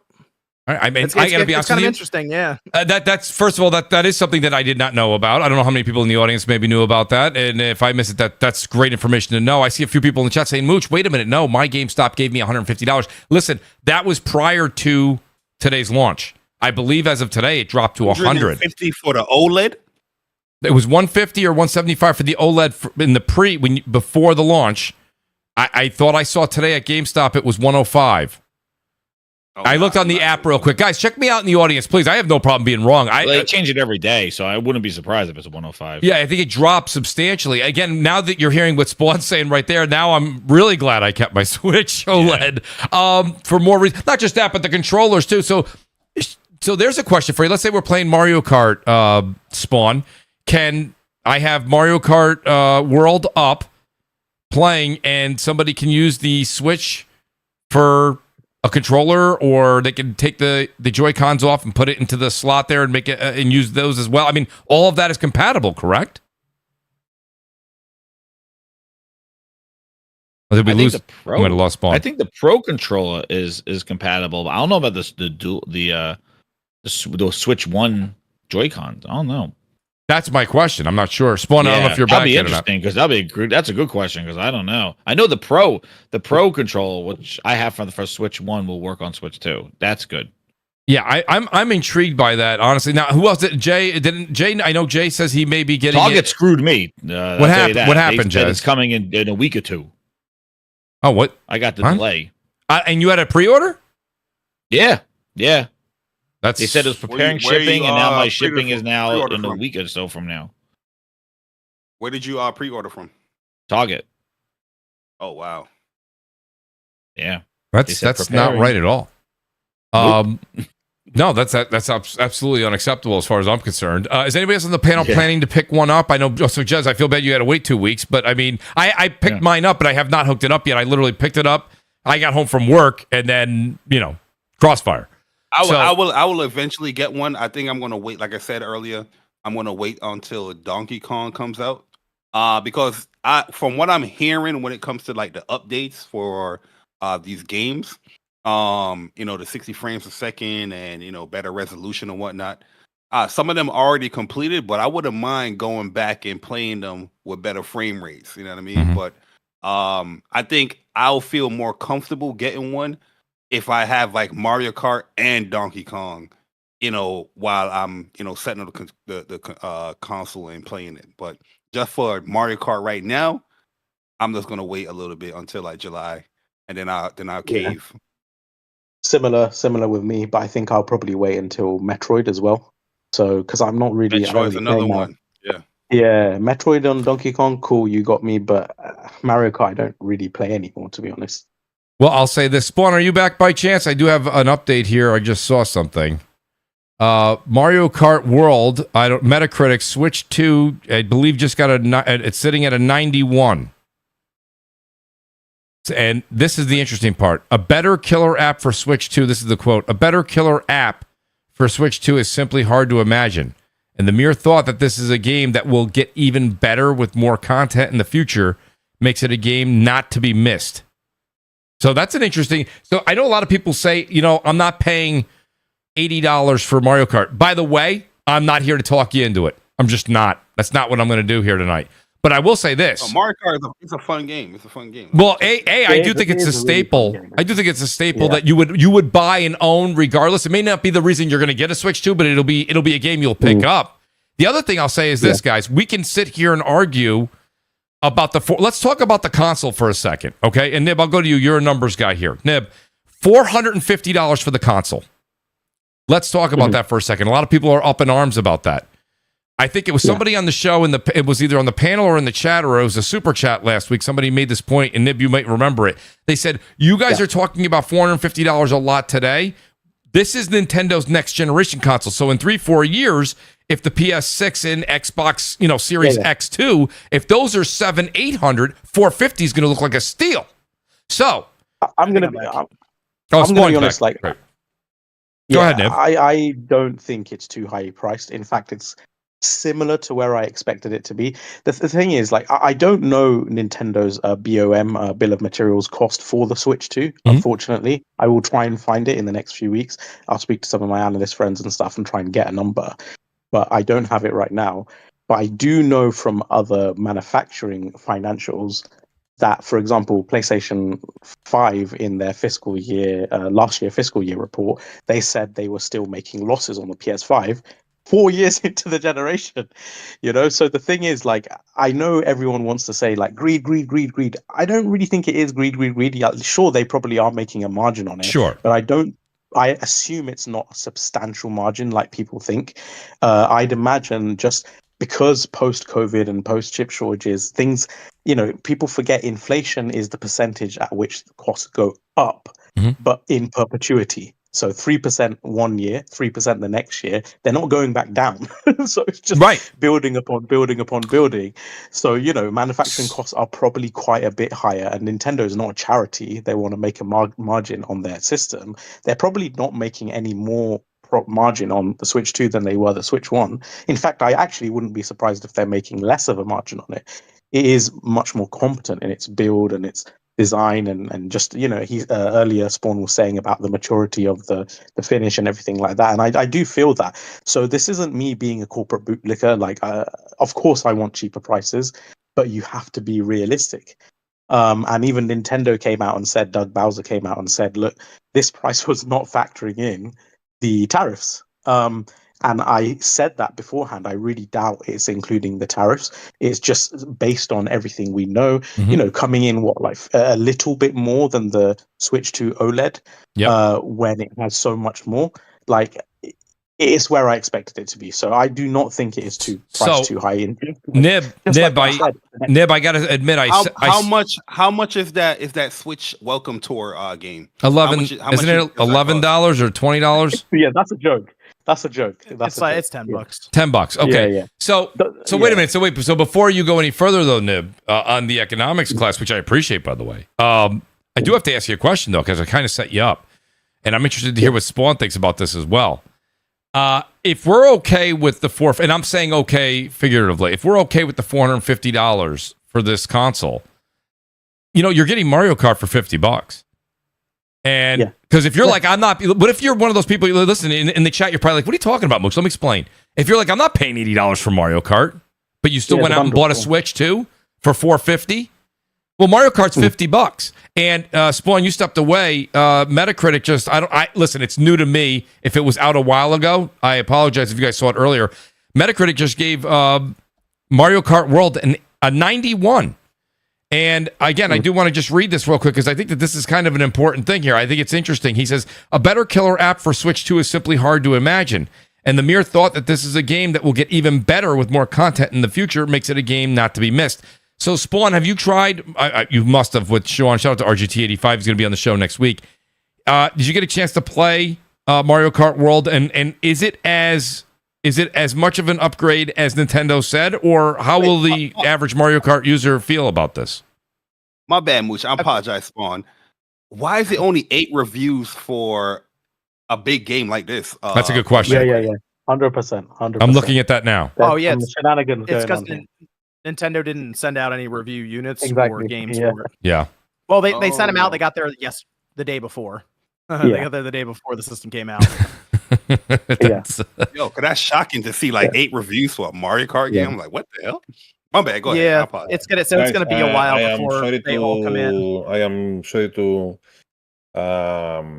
chime in like this, but Mooch, I have to go because it is 4 a.m. here in Greece, so I really have to go to bed. RGG, thank you for being here, buddy. I appreciate it. It's always good to get the impression of what's happening over there in Greece. I appreciate it. Thank you so much, man. And I'll see you guys next time, and have a good evening. Thank you, buddy. Bye-bye. You too, dude. Have a good night, man. So what do you think? And you know what, Jay? Good chime in there on that. I didn't notice that it was. I noticed it as you were saying it. I saw 4 to 8 critics. But Spawn, what do you think when people say a standalone $80 game? Are you able to defend that at this point in time that you've played it, or do you look at it the way I look at it, where you're going to buy a system anyways for $450, buy the bundle? The game's $50. It's $50. Well, yeah, if you buy it for the bundle, but the bundle's limited, so that's going to go away. It is. I think probably I'm going to say August or September. It'll go right before the holidays. Obviously, that's when it'll go away. I've played like an hour or so of Mario Kart World, and that's Mario Kart. That's kind of the way I look at it. Like I don't view it as like the most important game ever. I know Mario Kart 8 Deluxe was the best selling game on the Switch, which it's a Wii U game. So there you go. But I'm not the big Mario Kart guy. I'm looking at, to be honest, Metroid Prime 4 and Donkey Kong, those kind of games. I'm waiting for that, right? I'm waiting for the next 3D Zelda, the next 3D Mario. But I get it. Mario Kart, again, wide appeal, general audience. It's going to sell well. I was playing the free roam mode, and I mean, it's an interconnected world. It's fine. A big open world that you're kind of driving around in. Mm-hmm. It is kind of empty, at least in the parts that I've been driving in, and occasionally I've come across a couple of these like little P blocks that you hit, and then you do random things, collect coins or go through rings. Done a few of those. I haven't gone online with it yet. Apparently, it's a lot of fun to do things like knockout. There's like a racing battle royale kind of thing they have set up. Mm-hmm. But I'm not the biggest Mario Kart person, so I'll just kind of play it casually. I feel like with some of the family, and that'll kind of be it. What are some of the release dates, Sean, you're hearing? And I apologize. I mean, Spawn, what is it and Nib, I'll let you ask the question in a second. I'm just curious because you said it's the games that are coming out. You said Metroid Prime 4. I know for a fact, I know that July 17th is when Donkey Kong is coming out. Do we have a release date for Metroid Prime? Not yet, no. Look, here's the thing. Nintendo should have a direct in the next 2 weeks or so, I'm assuming. And then I'm sure they'll start to lay out a lot of the dates and probably other reveals and stuff as well. Doesn't it seem, because me and Jay Barry were talking about this before. Jay, you can chime in on this too. Like one of the things, Spawn, that I really thought was odd is they put the game out there. They have Mario Kart World. You've got Donkey Kong coming out in July. Now, and I didn't know about this, but I'm glad you informed the audience on it. Possibly 2-3 weeks from now, we're talking about having a direct. Doesn't it make you, I don't know, I scratch my head and I go, if I'm Nintendo, why would you release this console on June 5th and why not wait till July 17th and release it with Kart, release it with Donkey Kong, and maybe a much closer release date for Metro Prime 4, etc. Well, my immediate thought when they were trying to navigate stuff and they were holding the pre-order, I was like, maybe they might be trying to get this thing out and in store. Because the other thing that struck me as odd with how many systems were there is how I assume front loaded a lot of these shipments are. Yeah. And I know there's been a lot of discussion around the tariff stuff. That's a whole thing, I know. But I'm sure it's in the back of their mind of should we start getting these systems in stores as many as possible? That's what I was thinking. Because we don't know what's going to happen in the future. Let's start getting these just out there now and get things through customs and all that. So I can only imagine. Go ahead. No, I was going to say it's 2 benefits because 1, not only can they start doing inventory before any tariffs come into play, but 2, it's also at the start of their fiscal quarter. So if they did it in July, they would miss 1 month of the fiscal quarter to, have better results and for shareholders and investors and stuff like that. But this way, at least they have one additional month to add to that. That's true. And launching, I mean, this system in general, it's coming off that generation of like 150 million plus units that they've sold. They know whatever they ship, they're going to sell. So I feel like there is a little bit of that arrogant Nintendo in there as well. And I think that's kind of what lent to them not sending out review units right away or getting them out early enough. Yeah. People have been playing Death Stranding 2 for a couple days now, and the thing's not even out till the end of the month, but Mario Kart went out 2 days ago or something, It's okay. So Mooch, the point I was going to make, you asked me about the cost, and I basically defended the cost of the hardware. Yeah. I will say on the software side, and now I'm not saying that games should be priced on how much they cost to develop. I understand that. At the end of the day, there's such a quality, right? If a particular place makes a pizza that is unbelievably incredible, even if it costs them $2 to make, it doesn't matter. I'll pay a higher price for it because it's the quality fundamentally that you're paying for. Agreed.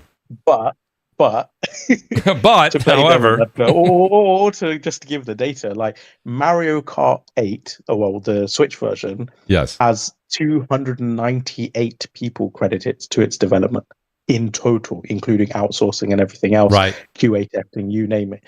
In this day and age, where AAA games sometimes have 2, 3, 4, 5, 7,000 people working on them. All I can say is Nintendo on the software side, not on the hardware side. On the software side, they are running all the way to the bank with sacks of money because Mario Kart, don't forget, again, it's the best-selling game they have. Like, it's such a low-cost game in terms of production. They are literally printing money with that game. Yeah. Yeah, I mean, absolutely. There's that doesn't shock me at all, to be honest with you, Nib. I do. So let me ask this question. So now let's get a little bit more to the how do I put this, Spawn? This is a little bit more of what people have been saying online. There's two different communities out there, and I know that you see it, Spawn. There's people out there saying this is the lowest hype. This is the lowest amount of excitement I've seen yet today, Spawn. I shit you not. And I'm not primarily a Nintendo channel by no means anyway. Everybody in the world is showing a picture of their Switch 2, the lines that are going around Best Buy. You're not the only one to say that. There's pictures, there's photos. All brick and mortar have it everywhere. Same thing at my Best Buy. What's going on here? Is it a situation where it's demand is low or supply is super high, or are we just kind of getting fed this line from some of the media where it's just not really true? Because you just said it a minute ago that Nintendo, it may be a bit of arrogance, but they probably shipped a ton of units over here. And to be honest with you, they know they're going to sell them all. And I think when the numbers come out from Circana, we're going to see numbers that are absolutely baffling. That's what I think. What do you think at the end of the day, Spawn? Because there's two different thoughts out there. Oh, I think Nintendo will probably announce some like stupid number, probably because they have their annual investors annual meeting of the shareholders at the end of this month, and they'll probably brag about it or something, or who knows, maybe they put a press release out before then. I think what we're in the middle of right now, or maybe it just happened technically last night, I think we just saw the biggest launch in like gaming history for a system. I think it just happened. And I'm glad you said that. Honestly, the more and more I'm watching social media and what's going on, and people who even said to me, I'm not going to buy it, those folks went and bought one today. What's going on? But Spawn, you see what I see on Twitter. A lot of the people you follow, and they're like, this is the quietest launch. This isn't really a Nintendo launch. What's happened with Nintendo? And I'm like, are these people paying attention? I think this is going to sell like gangbusters. I think this is going to break records. I think they're going to make big numbers off this. Yeah, I mean, there were discussion of them trying to get to 20 million sold in their first fiscal year. Which, that sounds impossible to do, but then I see all this stock and I'm like, oh, maybe they can do it. But I think it's just the situation, and we've seen this enough over the course, I mean, just last couple of years, but it goes back a while. It's that complete contrast between social media and then real life. Right. So exactly. Twitter, X, they're gonna say something, and it happens every time, whether it's for Xbox, PlayStation, Nintendo, or even on PC. And then just real life just reality checks everyone in some way. So I think in this case, a lot of people, I think the Switch 2, just because of the way that it was presented, the price points that were egregious with like the $80, for example, or some of the other weird things with the game key cards.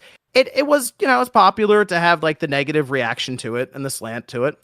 And then, the new system shows up and there's kind of that FOMO, that feeling, I kind of want to check this out. I want to check the system out. Yeah, and well, here's the thing. So you get the lines around Best Buy. Exactly. And, here was my thought process. There's a lot of people that said, Mooch, I'm not getting it. I'm going to wait. By the way, please do wait. If you want to wait, you wait. But if your intention was to buy it, here was my whole thing. The Switch 2 is not going on sale, folks. It's not going on sale. I mean, I think the OLED's still full price. I mean, I'm joking, but I'm not. Like, realistically, nothing's going to go on sale here for a very long time. So to say I'm going to wait, well, you can wait. But I mean, I just don't see unless you have now there's others that say I have no interest in it. That's fine. That's my thought. That's why I ended up going. It was a bit of FOMO in one way. The other thing was I said, listen, we play a lot of Mario Kart here. I don't mind getting on playing Mario Kart. That's just something that we would do. If you're not a big Mario Kart family, I get it. I really do. But I don't think it's something that's going to end up going on sale anytime soon. Brian, he says, question to the guys who got the Switch 2 Pro controller. Great question here. How do you compare it to the Switch 1 Pro? I did ask a few people online about this. Spawn, did you get a chance? You said you did get the new controller because you said you were messing around with the chat button. How does it compare to the original Pro controller? Because I did not buy the new one. So the sticks themselves, the analog sticks, are very. It's kind of hard to describe. They call them glide sticks, is what they've dubbed them. But they're very quiet. They have like this. They have a pretty good tension to them, but they do actually they don't have a lot of friction when you move them around. Everything about the controller is just very quiet, I guess, is sort of the idea that they were going for. But it feels like a premium controller accessory as well. As back buttons on it, so they just went ahead and put those in by default. It's kind of like this matte, like rubberized kind of finish to it. Yeah. So they have back buttons. They have GL and GR, and they're right on the back where your middle fingers would kind of rest on the curvature of the controller. Oh, that's amazing! I didn't know that. What's the cost? Is it a lot more expensive then? Oh yeah, the controller's $85. There it is. I have a question for Spawn. That's not that bad for back pedals as well. No, True. I mean, I bought the Edge controller, so I can't really say much. No, I bought the Edge controller. So exactly. What do you got, that singer? Right. So I'm picking mine up tomorrow.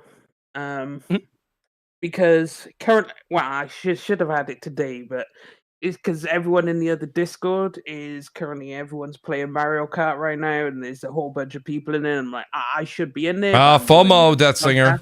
Yes. No, I'm doing the podcast, so I can't be in there playing with it. Okay. It is what it is. Otherwise, I'd be in there, But this is true. At the end of the day, my question for Spawn was, a lot of the older games, have you tried a lot of them? Because I know when I tried playing Xenoblade Chronicles 3, it didn't run the best. Has the old games gotten improvements where they actually run really well now? Yes, I'm pretty surprised that basically every backwards compatible game I've played so far. The thing is, though, some of the games, because they assume they wouldn't really ever go above 30, just have a hard lock at 30 frames. So you may just run into that ceiling for it. But any of the resolution fluctuations are basically gone. And if you find a game, because some of the games do have uncapped frame rates. So one game in particular that I thought would be interesting to test out was the Red Faction Remastered, because there's destruction elements to it where you can just blow up a bunch of buildings and terrain. And that's just now 60 frames locked on the Switch too, even with all the explosions and stuff going on. Pokemon's, I think, is the big one, Scarlet and Violet, because those are just obscenely broken and perform terrible on the Switch. There's just 60 frames, like increased draw distance, everything on the Switch too. So now all these games that ran so poorly that I feel like there were many people who just kind of dropped them because it was legitimately difficult to play some of these games. They work fine now. So I said this whole time I've been like, I really want to Switch Pro, and I technically got it. It's just it has a 2 on it. Okay, that's I will say, Mooch, to add one thing. Even though I said I'm going to hold out on getting it, and this might sound weird, if I was American, I would 100% buy it day one. Because the thing is, even though the tariffs that he's extended, the deadline to the tariffs, I believe they go out on the 14th of June or the 17th of July, sorry. Now, those tariffs may not come into play. Maybe it's a negotiating ploy. Maybe they get reduced or whatever else. But it's a big risk to take because these are not small tariffs. They're like, in cases, 48%, 100 and something percent. Yes. So they could have a tangible and notable impact on the price. And for me personally, seeing as how we've had so many price increases with these previous generation systems, with the PS5 and Series X just had one recently. It's just not, it wouldn't be a gamble I'd be willing to take because you can always sell the system while it's in high demand if you don't want it. But if the tariffs do come into play as an American and you're having to pay $100, $150 or whatever it is more for it, that is such a substantial increase that I would get it today. Easily. Yeah, so first of all, that just kind of pads my stats, Nib. That's what I was saying. And I mean, you've just added a layer to it. I don't see why, if you're going to get this device and you're like, this is like, I'm going to get the device, I'm just going to wait.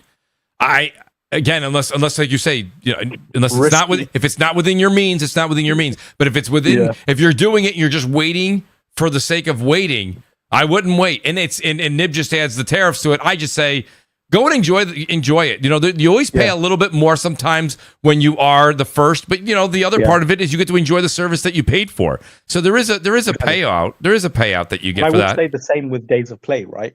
Like PlayStation is a uniquely positive position because they have stacked shipments of PS5 ahead of time, ahead of these tariffs in a very strategic manner to, in some ways, combat the Switch 2 launch as well. So I think like Days of Play, it's not a permanent sale. It's only 1 week, 2 week. The fact that you can get, a PlayStation 5 Slim or disc with Call of Duty for cheaper than a Switch 2 right now. Again, if the tariffs come into play, don't think PlayStation is not going to be affected either. Basically, everything that is manufactured overseas is going to be. Mm-hmm. So if you have any capital saved and you've wanted any of these systems, that's right. Probably now is a good time. Now's a good time to execute on that plan. Ryan Landis has a question, Spawn. He says, is the Switch 2 using emulation for Switch 1 games? Yeah, it's using a combination of like emulation and like the hardware and the NVIDIA chip, to my understanding. MVG has a very good video explaining it though, and he even did I think he's going to do some testing here soon for backwards compatibility. Oh, that's great. So, and now I thought that they said the list of backwards compatibility was a good amount of games, but it's not the entire library, right? Is it still a functional amount, Spawn, to where if you had it's almost 99% of games work? Oh, is it? Okay. Then I must have read something that was just maybe rumor. Hey, Mooch, I was going to wait for the Switch. Yeah. But we spoke about this when they revealed it. When they showed off Metroid, yes, and I saw the FPSs, I was like, finally. Right. Because that was my problem with the first Switch was, I mean, as much as I absolutely adore the Fire Emblem series, like that's the main reason for me to own the Switch is Fire Emblem, because Fire Emblem is such a fantastic series. Then you have there's another one coming out soon. Oh, there is? I missed a miss. They haven't announced it yet, but maybe in a couple weeks. I need it because Three Houses fantastic, Engage fantastic. So hey, new Fire Emblem. I think it's a remake. Oh well, hey, I'll take it. Yeah. Anything Fire Emblem. But yeah, it's like Xenoblade Chronicles. I do enjoy, but 3 ran a bit not the best. Mm-hmm. So hopefully I get to enjoy. Spawn missed the conversation earlier with remakes. That's right. He did miss the remake. Yeah, that's funny. The thing is, though, it's like that singer said, "I'll take it." There's only certain types of remakes it looks like. But to be fair, it's a very old Fire Emblem game, so I can forgive it. Either way, if it probably is. But yeah, I'm so glad they sorted the FPS. I can't wait to play Breath of the Wild and everything again on the Switch too, though. That's going to be great. I can't wait to play. I can't wait to the Pokemon games with good frame rates. Exactly. Like, yeah. Pokemon ones. That's a big seller, man. Because Scarlet and Violet was terrible, bro. I played through all of Violet. Like I thought the game was okay, but the frame rates did not make it. I was like, oh my god. Nintendo. Yeah, I mean, even though it's a recent game, it would be great to play again with better. So look, no, it's got good frame. So I guess I'm probably in the minority here, but I'll ask the question to Spawn. Then I want to hear what the rest of the panel thinks. I mainly play the Switch docked. What do you think, Spawn? with you. Are you I'm with me? you, All right, thank you, Jay. I find that more and more people. Actually, we had RGT on a while back, and he's like, no, I'm probably majority of the time just chilling out on my couch playing all the time in handheld mode. But Spawn, did you see anything noticeable? When you're playing some of the older games that we all own, whether it be Zelda, doesn't matter, one of the Mario Odyssey, doesn't matter. And did you see anything that really stands out now? You're like, oh, this is definitely, as you would say, a Switch Pro with a 2 on it now. Can you tell the difference when this thing's docked? And what about some of the VRR discussions that are going on? Well, we had that whole thing where they remove VRR from the docked side on their website. So to my understanding, it's not there now. I don't know if it'll be in there in the future because I know the PS5 was like 2.5 years into the generation. Sony managed to add it. So I won't rule it out, but at this point, I'm just going to assume it's not there for this version. Correct. I don't know, but it has VRR in handheld mode, which is fine because it's a 120 hertz panel. So they can do the 40 FPS thing with VRR, I assume, to try to make it look as smooth as possible for performance mode or something in a game. But docked mode, I think it's funny. I guess people are going to say Zelda because Breath of the Wild and Tears of the Kingdom, they have them at 1440p and then upscaled to 4K at 60 frames per second with all the bells and whistles, fast loading, all that. Mario Odyssey, I think, is one that really stood out because they have HDR in it now. And HDR in the handheld mode, people have already gone over this, isn't like great HDR. But if you just have a nice OLED display, that game specifically looks really good. And that also benefits from higher resolutions and everything. And that one is actually a free upgrade. So they don't even charge for that one. There you go. That's actually pretty cool. That's great, actually. Hey, Mooch. Yes. And like you, I'm a handheld guy because shout out to the Steam Deck. It's like I play everything handheld because when I think of a handheld, I'm like, I want to be playing, Baldur's Gate. Let's take a game. Baldur's Gate 3, for example. Right. Or any RPG or anything, or some strategy game. And I just want to, you sit down, lie down in bed or whatever, and you just, get the final couple hours. I will say this is getting close to Steam Deck territory in terms of size. I will say that. It's thinner than the Steam Deck, but in terms of just when you're looking head on at it and how much area it's taking up in front of you, it's closing in on it. It's close. Wow. Okay. That's fine because I enjoy the size of the Steam Deck. It's big, chunky, get to it and then Hey, pause. Hey, pause. Right, but nonetheless. So that's right. I kind of hear you on that whole thing. Ryan Landis has a question here. Now, this is something I wouldn't have even thought of. He says, "Is the dock fan loud?" Oh, the fan on the dock. I haven't really thought about it. I haven't heard it from across the room or anything. The fan and the Switch 2 itself, I really haven't heard much either. Now I'm thinking about it. That's actually a good question too, because that's one of the things that they had. That was an update on the Steam Deck a while back, was to lower because I got it when it first came out, and it was fairly loud. It is much better now. Wait, the Switch 2 dock has like a fan built into it, like a cooling. Yeah. It does, yeah, and it's not even for the Switch 2. It's for the components inside the dock, which I assume it's just any encoders or anything else they need in there. But yeah, it has its own little fan. Wow. Anything else, Spawn, that comes to mind that it took you by surprise, whether it be good, be bad, or something that you're looking forward to that we really haven't touched on when it comes to the Switch 2? Because I think when it comes down to it, my question at the end will be if Jay Barry changes his mind and Jay goes and buys his Switch 2 tomorrow. But is there anything we need to know, Spawn?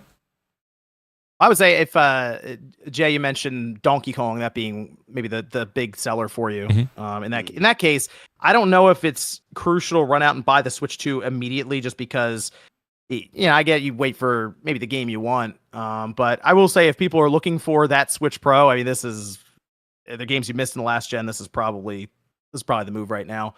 But the thing that took me by surprise is I bring the system home. I have it all unpacked. I'm playing some games on it. I fire up Mario Kart, and the kids come home from school and they want to check it out. And the thing that they are most fascinated with for the system are the magnets, detaching and reattaching the Joy-Cons. Yes. I think it's like the most impressive thing they've ever seen. And really, it's just two magnets on the side that are hidden really well. And then SL and SR on the top of the Joy-Cons are metal, but they're also disguised very well. But I will give them that for Nintendo's sake, because that's going to be their big branding thing where the things snap together with the logo or the Joy-Cons. I I mean, it stands out. It does. I mean, it is quite satisfying to attach the Joy-Cons to the system. So I guess I get couldn't it now. stand the slide rails. Not gonna lie to you, I definitely might crack to be honest with you because I don't blame you, Jay. So I love Bayonetta, right? Yes. And I was so disappointed with Bayonetta 3 as far as the performance on the Switch. I was like, no, I can't finish this, bro. So I didn't finish Bayonetta 3, but I saw Gene Park made a tweet. It was like, yo, Bayonetta frame rate is running good. That might have me crack. I'm not even gonna hold you. It's 60 on there. It's like full 60. Damn. Yeah. That's something. And I Well, here's the thing. I want to just reiterate this. And we were talking, I don't remember, Jay, if this was behind the scenes or we talked about it early in the show. But like Jay was just giving an example. He said, listen, I'll be honest with you. Donkey Kong's the game I'm waiting for. That's just it. It's not Kart that's getting me to go do it. And I said, well, geez, I mean, he made a really good case. But the more we're sitting here talking about it, and yes, Nib brings up the tariffs and the situation of what could happen. I don't think that'll necessarily happen, but it definitely is a possibility. So you can't just weed it out and say it's not going to happen. The other side of it is that it's not going to get cheaper. So if you can get it, and the bundles, let's talk about that. Jay, that's the thing. Even if you said to me, I don't like Mario Kart World, that's not my bag, that's fine. But the bundles are going away August, possibly, as fast as August. And that's the game. Oh, really? You get the game. Well, that's what Spawn had mentioned. So if they're gone by August, I mean, get the game for $50. It's $50. You're going to pay $450 anyways. I'm getting the Mario Kart bundle. I'm just saying, like, for now, the only reason why I didn't get it, because I could have got one this morning. Like I said, I just pre-ordered Final Fantasy Tactics Collector's Edition. So I'm just like, damn, that's $300. That's true. Right this there. is true. I'm going to spend another. So I was like, you know what? Let me just go my plan. What I said, I was going to wait until Donkey Kong, and that's when I'm going to get it. But the more tweets I'm seeing, I'm just like, yo, this game frame rate. I didn't finish this game on the Switch because the frame rate was bad. Let me. I might pick one up. We'll see. Well, SOT comes in. He says, does Spawn think they'll reissue 3D All-Stars? No, they just want to annoy me. No. They're not going to reissue it. There's your answer to that. It's one of those annoying things they did, and it was a whole thing, and they're just going to spite me forever because of that. So, Spawn, I'm shocked the one thing you didn't bring up, because of course it was, a lot of us in our community will always say it's fake outrage, right? So the fake outrage that was happening about 2-3 weeks ago was when everything kind of broke, or maybe it was a little shorter than that, when it was the reason that this Switch 2 wasn't released to reviewers was because it required that day one update. So what did the day one update do? I mean, was it bricked out of the box until you hooked it up, or what was the situation? No, I mean, it would still play Switch 2 games, but most of the Switch 2 cartridges, so if you buy, let's say you buy Cyberpunk or Mario Kart, the update is on the cartridge, so the cartridge will update your system for you. I just don't think Nintendo felt the need to send the systems out, to be honest with you. I don't think they saw any value in early reviews because they frankly knew it was going to sell. So I think that's arrogant. That's that arrogant Nintendo. Yeah. After coming off that generation, I just think they said, hey, what are you going to do? Not buy the system? And that was kind of it. So when I was at Best Buy, I said, do you have any games? And I looked at them quickly, and a lot of the games were the older games, which I already own digitally, or I own physical. So the only one I saw there was Cyberpunk. Now, I think you said, Spawn, you tried Cyberpunk, right? Yeah. So I picked up Cyberpunk. I picked up Street Fighter 6 because I need a game key card, and that was the only one they had. Because I have to open up the game key card to see what's in it. And what else did I got? Something else. Oh, and I got Mario Kart. I got Mario Kart World because I need a 64 GB cartridge that's like a control from Nintendo. So those are the three I bought. So maybe this is something I'm a little bit behind on with the game key versus the traditional cartridge. You still can get the traditional cartridge, correct, or no? Well, the game key card it's the cartridge. It is the cartridge. And what it does when you put it in the system, it then calls the server for the entire game. Basically. Oh, okay. So it's like what Xbox is doing with their discs. Yeah. Okay. Yeah. Good point. Like Indiana Jones, right? That was on the PS5, and it was 100 some odd megabytes on. Like it wasn't much, right? Right. That they were putting on their disc. That's right. Call of Duty is the same thing. So it's just like that. Yeah. What's the sharing option that maybe some people in the audience don't know about? Nintendo was trying to pitch it as a perk. A lot of people in the media didn't care for it very much. Basically, the sharing you can do, like Spawn, let's say you lived around the corner from me, and you went and bought all these, and I'm definitely going to mooch them off you, Spawn. So I would say, Spawn, I want to play some of these games that you got. How is it that I could game share with you using that capability? Are you talking about the virtual game card? The virtual game card, yes. Mm-hmm. So the virtual game card thing is kind of weird because at first when they showed it, it sounded like a good idea. Basically, it's like you can turn your digital game into like a tangible. Almost like a physical game, almost to where you can then lend it to somebody and then you can recall it after so much time. So it makes your digital game unique and the ability to then transfer it to somebody. But we started to figure out that they needed to be on like your friend account, your family account, which limits it basically to people in your house. So the idea being, well, I mean, you could have 8 people on your account, but it's like most people want to have their own account and then put maybe their kids or spouse, whoever, right, on their correct, on their accounts. And the idea, I think, for Nintendo is, you're just going to go ahead and pass these games between people in your house. So that's how we're going to set it up. Okay. So it was, to me, it sounded cool at first, but then we started to find out about a lot of limitations with it. So it's not really like game share that PlayStation and Xbox have. Oh no, it's not even close. It's not like that. Like game share, you can, and also if you want to lend one of these virtual key card things, you have to be right next to the person to do it, and the first time. The first time, correct. So it's not like Steam Family then. No, not at all. Family. I originally thought that was the pitch too, so it was a bit exciting. But like you were saying, it has to be somebody. So basically, like you say, if one of the kids wanted to play on their Switch, they could use that digital key card and play, whatever, 30 days or whatever the allowance is that you're allowed to give. But it's not something like if Jay Barry was like, "Oh, I heard you picked up Cyberpunk. Can I just play that?" That's not something I could share with a friend. So, that's bit of a letdown there, a little bit. Because honestly, go ahead, Nib.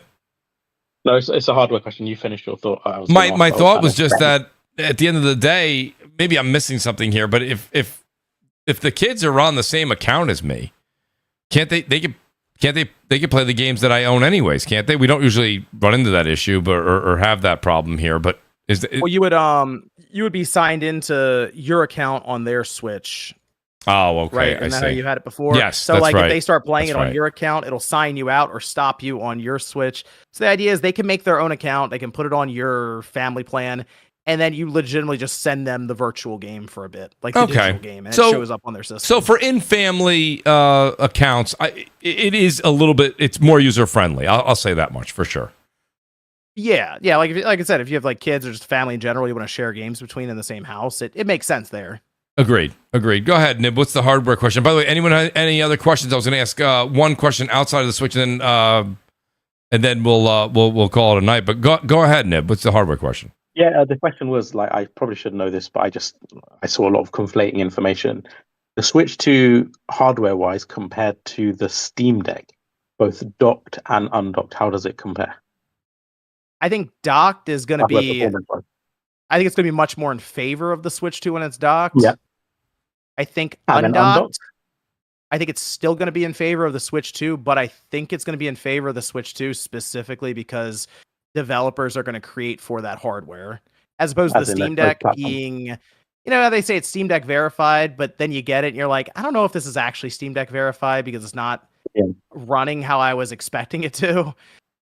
In this case, you're going to have developers who go, okay, I know how much RAM is allotted to me. NVIDIA has made these specific developer tools along with Nintendo. I can target this hardware. I can pull from here because I'm giving up over here with this chip. Those are the kind of things in the developer environment that's just not really there for the Steam Deck because it's kind of just playing the PC games that are there. And it's like, hopefully this game's optimized really well. Which is weird because the Steam Deck is also fixed hardware, so you'd think some developers would give it a bit more focus. But yeah, what about Dessinger? Do you know more insight into that? How did they compare performance wise? Well, I haven't got my Switch 2 yet. I'm getting it today. Yeah. I guess for me. Does it run Cyberpunk better than? Okay. And the Switch 2 version looks like significantly better. Oh, sweet. Okay. All right. That's great. Yeah. But the thing is like I personally, with the Steam Deck, is mainly for RPGs or like RTS games, like Civilization and whatnot. So it Mhm. really doesn't burn the hardware. Like Yeah. Age of Empires 2 isn't going to destroy the Steam Deck, or playing like I don't know what RPG. Let's say I try I don't know Avowed or something on there or whatever. It's not really going to destroy it. So, but it depends what you use your handheld for. Like personally, the Switch, I only use it for like Pokemon, Fire Emblem, Xenoblade, a couple other games, maybe Zelda, and that's about it. So it to just piggyback depends. onto why I asked the question, and this is obviously again we don't know the answer. It's just to the panel. Do you think the Switch 2 is going to get significantly more high performance third party tentpole sort of ports and interest? Or do you think it will get more, but it still won't really get everything or a lot of what the PS5 and Series X and stuff get? You mean as far? I think get it's more, more. but it Yeah. won't get all of it. I think No. I think it get more than what we saw with the Switch, but it's not going to get like I would be actually shocked if GTA 6 found its way there. It'd be impressive if it happened, but it's not something I'm going out saying, yeah, this is definitely going to be there. But when you see things like your Elden Rings and your Cyberpunks and stuff show up, it does feel like more will happen here with this system in the third party sense. Is that From Software game slated for 26 Spawn? 2026. Yep, next year. So that game's for me. That's a must get. But so I'm going to answer Nib's question with a kind of a question. Spawn, when he's saying more games, the one game that I think that I'm expecting, I don't know if we'll see it this year, but I damn well think we're going to see it next year. Is I think Call of Duty makes its way back to the Switch or back to a Nintendo platform. I think Call of Duty. I think it might be there this year. Yeah. So Madden's Madden's heading back this year. We haven't seen Madden on a Nintendo system since 2013 on the Wii U. Wii U.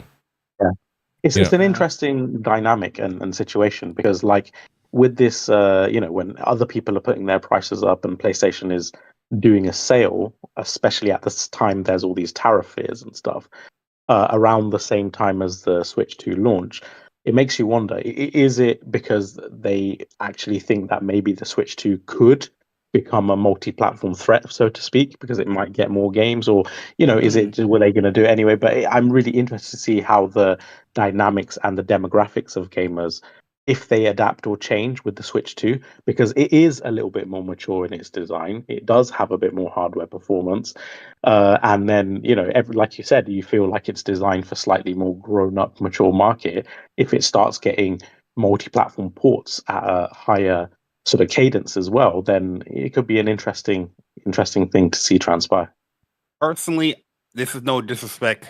This is not console wars or fanboy, because when you have a opinion like this, people are going to take it that way. I don't see, especially like in a competitive level like that for Switch 2, them taking seriously with those type of games, because a lot of people's going to be playing handheld on no Wi-Fi, and nobody going to want to play nobody like that. Yeah. You know what I mean? So I look at that stuff. I wish the Switch would be on the same level as far as third party and get that support, because they have the hardware now. But with that being said, I don't think majority of the people that like to play those games like that is going to take it that seriously. Other than probably like a Fortnite, or I could see that probably doing well, but I don't see Call of Duty like people taking that seriously on the Switch. You know what I mean? People still play Call of Duty on the Vita. Really? Yeah. Yeah. But are we talking like I can't believe myself. How many people are we talking? Well, they fill out lobby. I think Ryan plays now every year. He checks every year. They fill up lobbies every time he hits go. That's great. Isn't that weird? Yeah, that is weird. So Wild Wolf in the chat asked the question. He says, Mooch, how well does it play games online? Have you played it? You've played some online, whether it be Kart or whatever it was, Spawn. How's it performing? Oh, I didn't play online with Mario Kart yet. Oh, you have not? Okay. I have not. All right. Well, Wild Wolf, what's the connection speeds that is allowed? Like, I know there's a lot of downloading that's going on. Like, is the games downloading fast, the updates downloading fast, or the transfers of the saves? Yeah, it's not as fast as like the PS5 is one of the fastest systems when it comes to downloading in my games that I've seen. I didn't put a stopwatch or a test next to the Switch OLED, but I think Mario Kart was 24 gigabytes and it took like 15 minutes to download. Not bad. Oh, that's not bad. That's not too bad at all. It wasn't it wasn't like, wow, this is taking forever. It didn't feel like that. I just kind of left it on over there. I was like, oh, okay, it's done. Yeah, that's definitely manageable. What do you got, that singer?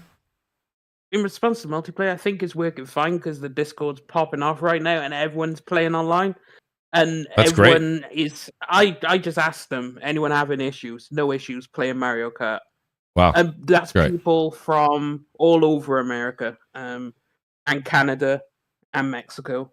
So that's awesome. It seems to be going really well. No one's having like weird glitches or anything. Or lag. Just kind of add to my point where today a lot of people were like, "This has been such a lackluster launch," and I'm like, I'm just not feeling that sentiment at all. I'm feeling like this is a major launch. I mean, there's just that what you're saying right there, Dessinger, just kind of pads my stats. Spawn, here's a question that I've had a lot of people ask me, a lot of people in the Twitch community that are streaming, that are just getting started. Can we stream Nintendo games without Nintendo filing a lawsuit? Oh yeah, you can do all that. You can stream games and stuff. Okay, and can you use so if I record a bunch of Switch 2 footage in the next couple of months and I want to use it as B-roll footage, that's legit. I mean, the reason I ask you is I know that you have some of it on there. Is there a time duration? Is there something where Nintendo does? What does Nintendo not allow as far as you broadcasting their games? Where do they draw the line? I mean, I wouldn't recommend downloading Tears of the Kingdom a week before it comes out and broadcast it. Oh shit! Wait, you're saying you did, or you would not recommend that? No, I said that's what some people were doing that and getting struck down. Oh yeah, no. I wouldn't go out there, and if it ever gets to that point, like it did with the Switch 1, where people were pirating the games before the game even came out because they would get shared, and then they would put them up online. That's about where Nintendo draws the line now. So if you want to record your footage and just post it, yeah, Nintendo doesn't care. They used to. They don't anymore.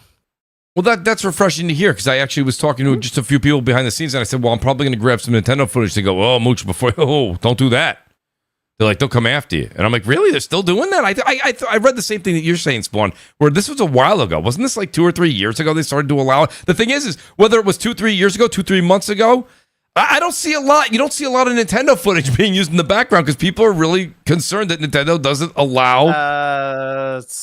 7 years ago, I think. Is it that long ago? Right before the Switch kicked off. Yeah. Man, I mean, Jay, you're out there. You make videos. I mean, no one I really know has got a lot of Switch footage. Yeah, personally, I don't touch Nintendo like footage, but when you made that tweet and I said that, a lot of people checked me. They was like, "No, Nintendo, they got rid of that." So I was like, "Oh, okay, I didn't even know." It used to have they had a creators program, is what they called it, and they wanted you to submit your video through them so they could take a portion of the revenue, which is crazy to think about, right? So people would just opt to not really use long form footage from them because they didn't want to do that, rightfully so. Nintendo eventually decided to not do that, which I think that had to do with some different thinking coming in, I'll say at Nintendo on their in Japan and their headquarters. Mm-hmm. And they decided, you know what, maybe social media is kind of important because we did this throughout the Wii U generation and look what happened. So I think they decided to about face that whole thing. And now you can just do what you want. You can stream for hours if you want, playing a game. You can post up footage like how you have here for B-roll. Right. All right. Well, that's good to know. So, Deathsinger with late breaking news, but it's actually 4 hours. I saw this. Deathsinger, what's going on out there? What did you just send me? What's the issue with the Switch 2? Oh, no.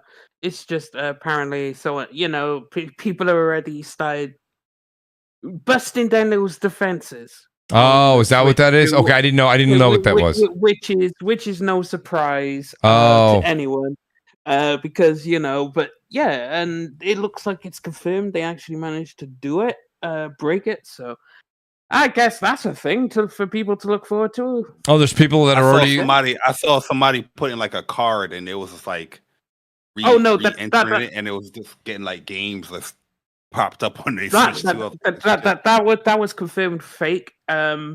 This one though is confirmed real because it's actually they managed to do it. So yeah, I mean you can find it. It's on Twitter if you know. I'm Oh, sure yeah, it's hackers, ready people to already be trying recorded. to hack the system. Yeah. Yeah. Yeah, it's the ROP chain exploit. I don't know. Yeah, That's usually how they start. So they're still kind of in like it's Mhm. kind of restricted still with what they're playing around with, but that's how it starts. And I think the system will get hacked. I don't say quickly, but within reason. So I think it'll be opened up So probably the first first year or so. an emulator coming to a store near you soon. I guess. I think the emulator will be more difficult this time around, but I wouldn't be shocked if the system got to the point where it was like hacked in some way. Oh, I'm sure that these people they'll persist, and then I'm sure they'll. They figure it will. Yeah, so it's only a matter of time. It's not if. I would think. But yeah. Oh, shout out to Wolfgang. He says, "Oh yeah, I've made Smash Brothers videos, still up on my channel. Nintendo never came after me." Wolfgang, I appreciate that. Like I said, a lot of people just said to me, "Stay away from it," which, by the way, I have. Byron Cutler, he says tomorrow is going to Cookie. He wanted to know what we were going to talk about. We already talked about the our expectations and what we thought Jeff might show at Summer Game Fest.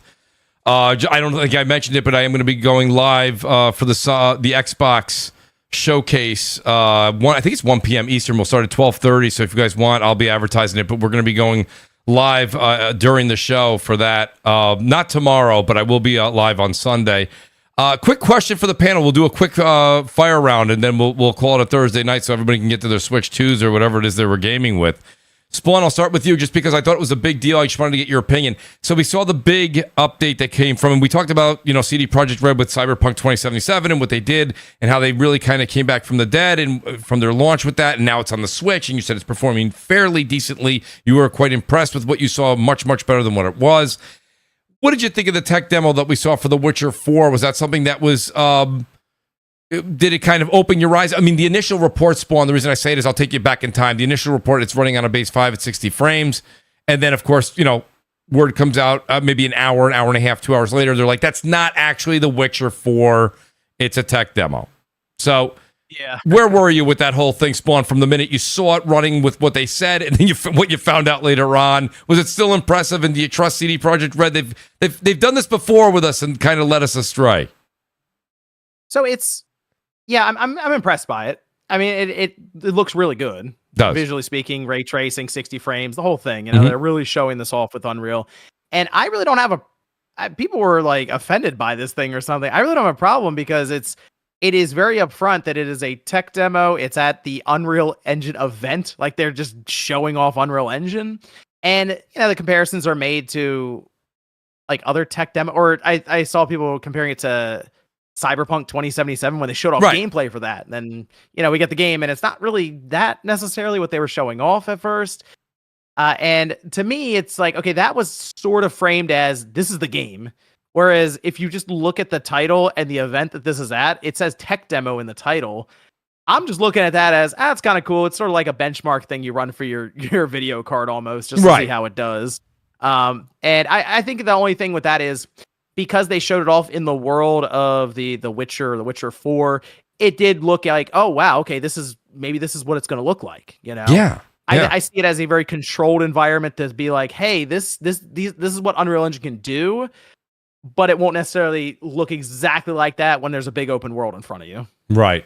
That was the one thing that I took away before I found out that it was, because me and Detzinger were going back and forth with that, and he was like, Mooch, it's a tech demo. And I'm like, well, wait a minute. I'm like, they're claiming it. The initial tweet when it first came out and it was being shown, Detzinger, it didn't necessarily come off that way. You were right in the long run, which I give you props for. But at the same time, I was like, when you saw the complexity of what we first saw with Cyberpunk 2077 and that city and the scale and the depth and the amount of actual NPCs and the effects, the lighting effects that were going on in that game. And then I saw this, I was like, well, I'm kind of blown away because they actually took a step back. Yes, the magnitude of it and the depth of field was all there, but I didn't think that this tech demo even showed like what we said. Do you remember that opening city scene in Cyberpunk? That's still mind-blowing. I don't care if you're using a 5090. It's still an absolutely mind-blowing city that they've made. And I thought that this one here was beautiful, but I thought it was actually, I don't want to use the word step back because that's not fair. It's doing other technological leaps that the other ones weren't. But I was like, oh, this definitely could run on a base PS5, and I would actually be very interested to see what a PS5 Pro would do, to be honest with you. But yeah, Detzinger, what was your take when you saw it? Because you were immediate to say, tech demo, tech demo. I never seen anyone scream it out so loud. The thing is that they like you could argue it with The Witcher 3 because when they showed off the demo of The Witcher 3, and then when you got the full release of The Witcher 3, they are different games. This like it isn't the first time CD Projekt Red has done this.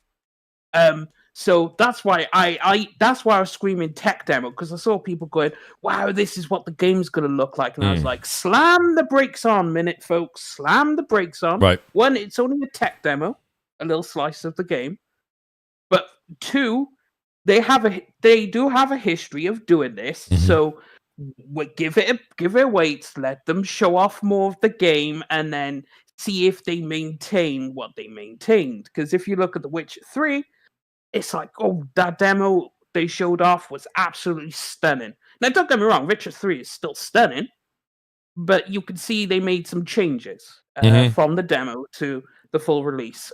So hopefully, it looked really, really impressive. I really love CD Projekt Red. They make great games. Absolutely. But it's still just a tech demo, so show me what they give. I'll wait till my judgment till the actual game is shown off, not a tech demo. Yeah, what did you think, Jay Barry? What did you think about the whole thing? I mean, it was impressive, and the one thing that Spawn said when he came on the show, he goes, it almost is like that's the de facto, the PlayStation 5 is becoming that de facto console, or maybe it was Nibu who mentioned it. One of the guys said it, and I do agree. We're getting to a point now where when you're seeing people illustrate these games, I mean, Borderlands 4, which is being played right now, you guys can see it. I have some of that B-roll footage right there. I can't wait for that game. I'm personally a big fan, even though Randy's he's a little wild sometimes on social media. But I will say that everything seems to be getting its first run, Jay, on the PS5. It's getting the console players that first taste. What did you think, Jay, when you saw the tech demo? I mean, when I first saw it, I was excited. I was like, "What? PlayStation 5." Yeah, I was taken back myself in a great way. Ray tracing and all that. But when the news came out that this is just like a tech demo, it's not really the game, or it's just like running like a version of like the rendering engine or something like that, I was just like, the balloon deflated a little bit. You know what I mean? Yeah. At the end of the day, I want to see something that's representative of what I'm actually going to be playing, rather than like a concept of what I'm going to be playing. It's no different than the first Unreal Engine 5 little video that they had with the lady. She was like flying through and all that. The little rubble and all that. Yeah, I remember the first Epic. That was Epic Games, right? That was their first, that was the Tim Sweeney. Yeah. That was the big thing early on. It was early on the generation or before the generation. Yeah, so at the end of the day, I thought it was impressive. I agree with Small Wave. It looked great. It very dynamic world. She bumped into the guy and the apples fell off, and then the kids ran to the apples to pick them up. I thought that was cool. But is that going to be in the game, the final product? Right. But we'll see. We will see. Nib, what'd you think? Okay, spicy takes. Okay, so the first time I saw it, right, was a clip of the actual showcase, the presentation, not the conversations Unreal developers had beforehand, right? So the demo presentation itself is like roughly 10 minutes, I think. So I saw the presentation. Nowhere in the presentation is it ever said or even shown that it is a tech demo. The words they use during the actual presentation is this is a technical showcase. Right, but technical showcase. Yeah, a lot of games have described even gameplay demos as technical showcases multiple times throughout E3s and stuff. Basically, if something looks really good, it's a technical showcase, even if it's not a tech demo. They also, within the presentation itself, they show off the fact that it's on PS5. The guy's using a PS5 controller. They talk about 60 frames. They say within this game you play as Siri. So me, when I first watched it, having not seen it as part of the Unreal stream, and having watched it how I assume a lot of people within those first several hours viewed it, weren't really sure if it was a tech demo for its gameplay. I was like, it feels like it could be either. They're not really being clear on the messaging. I found out later that during the presentation itself, one of the Unreal guys said, "Oh, we've been working on this tech demo," but obviously that's not in the 10-minute presentation itself where they're actually playing it. And later on, I think several hours later, PlayStation and Witcher, they uploaded the same presentation, but this time they included an excerpt at the bottom which said, "Technical demo, not indicative of gameplay." And I was thinking, why couldn't you just have that when you first showcased the demo? Like, and I think, and I could be wrong, I think it was probably intentionally conflating. Because I've had I got into it with another developer, and I really like this dude. We have a good, we have good friendship. And he was like, this isn't for the public; it's for developers and stuff. Like, why are you guys expecting this stuff? But the thing is, like, to me, that's a bit naive, right? Yes, it's an Unreal presentation, but before within like an hour or two, it was viewed like 3 million times. And a lot of the conversation was, is it real or was it not? Make no mistake, even if it is a developer presentation, they know just as well as I know, just as well as anyone with some common sense knows, it is indirect marketing for the game, right? Like, it's going to make you excited for Witcher, the world, this and that. So I think like there may have been an element of intentional conflation, which they obviously clarified later. I think probably to get that conversation stirred, to get the attention on the game itself, to get people debating or whatever. And the reason I think that, the reason I was a little bit more, let's just say, negative about the way they did it is because, as some of you have said, unfortunately, CDPR have a history of this sort of stuff. Like with Witcher 3 from the 2013 demo to the final retail gameplay, a very, very big downgrade. Even Digital Foundry covered it, and you can see it's a substantial different looking game. Yep. And then with Cyberpunk, they had closed door presentations. They had, they were winning show awards without even showcasing the game to the public. So multiple years, I remember, okay, well, I can't even see what they're winning the game of the show for. Like, what's going on? And then when the game came out, they didn't have the console versions showcase. It was only PC. And then, so they do a lot of these sort of like slightly shady, misleading things to promote their games.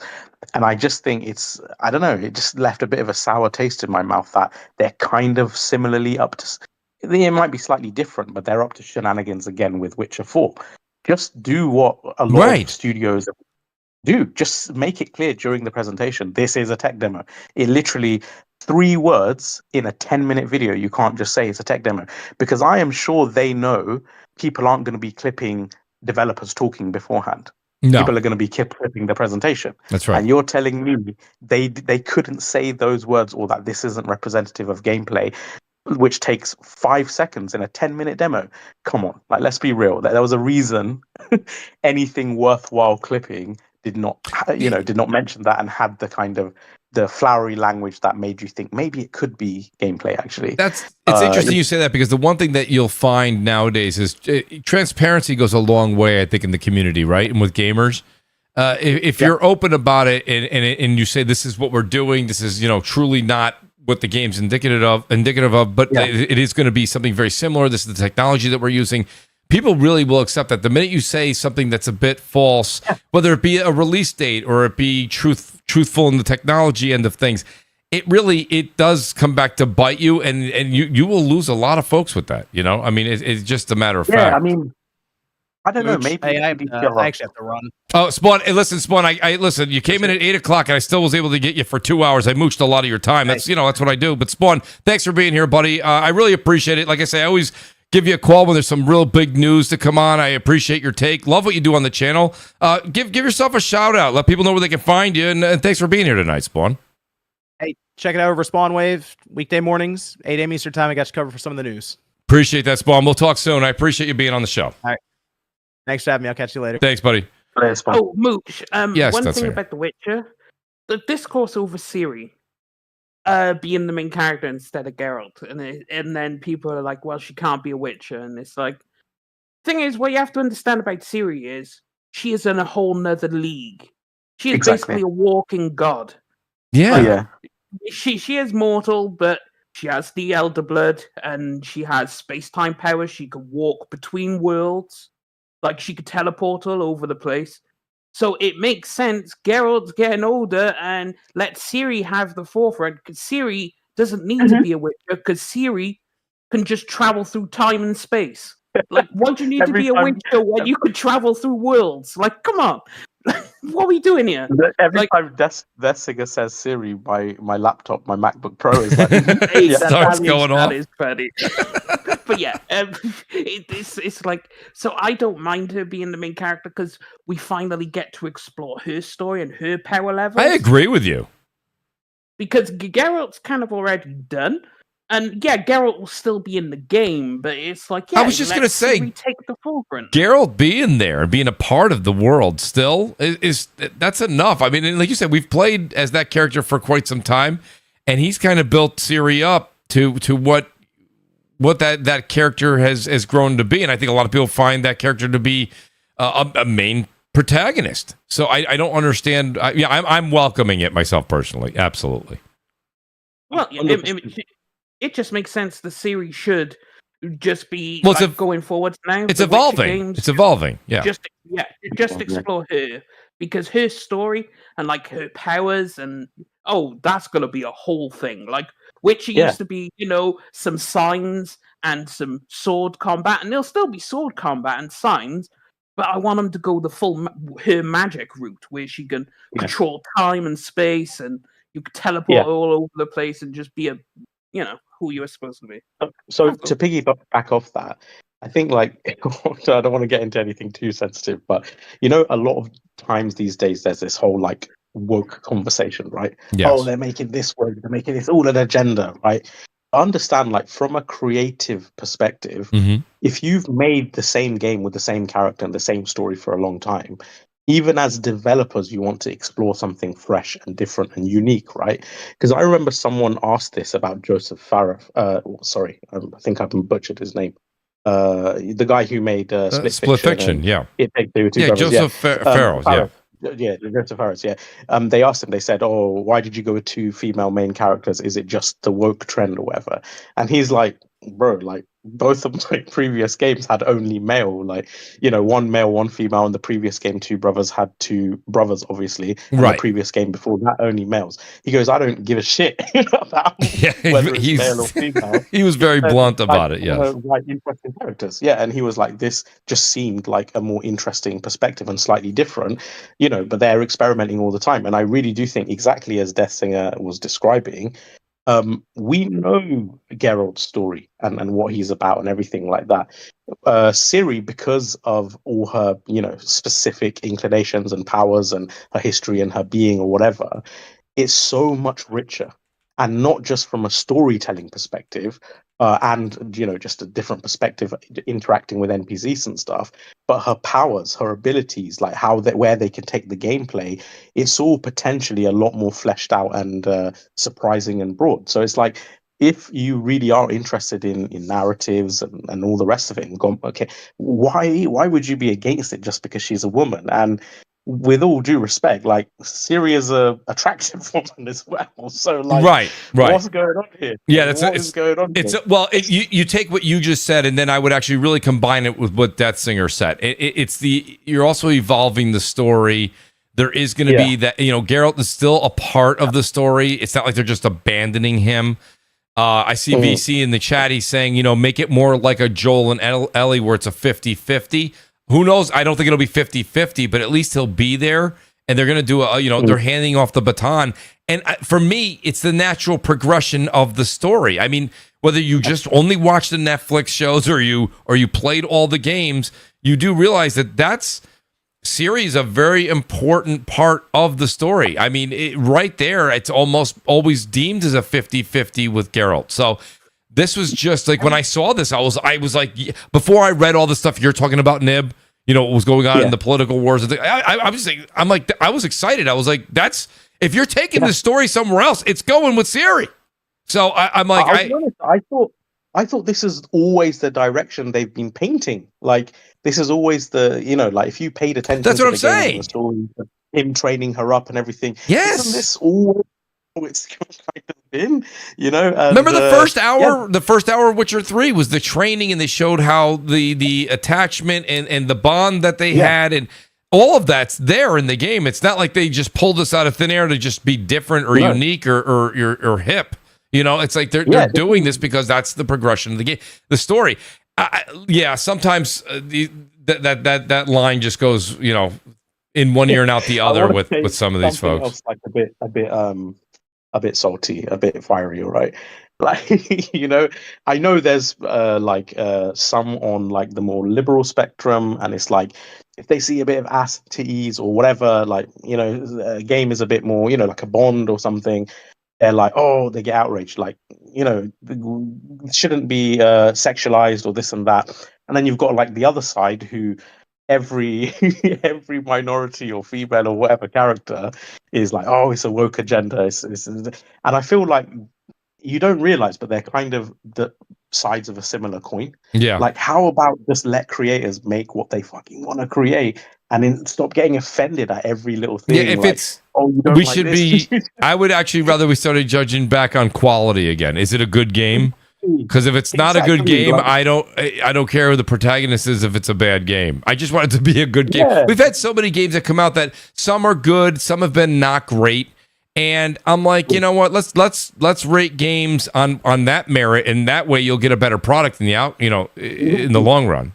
It's about the gameplay, about the world, about the dynamics, the mechanics, the competency of the writing, the characterization, and all of these other things. I find it funny. You take a game like Dark Souls or Elden Ring.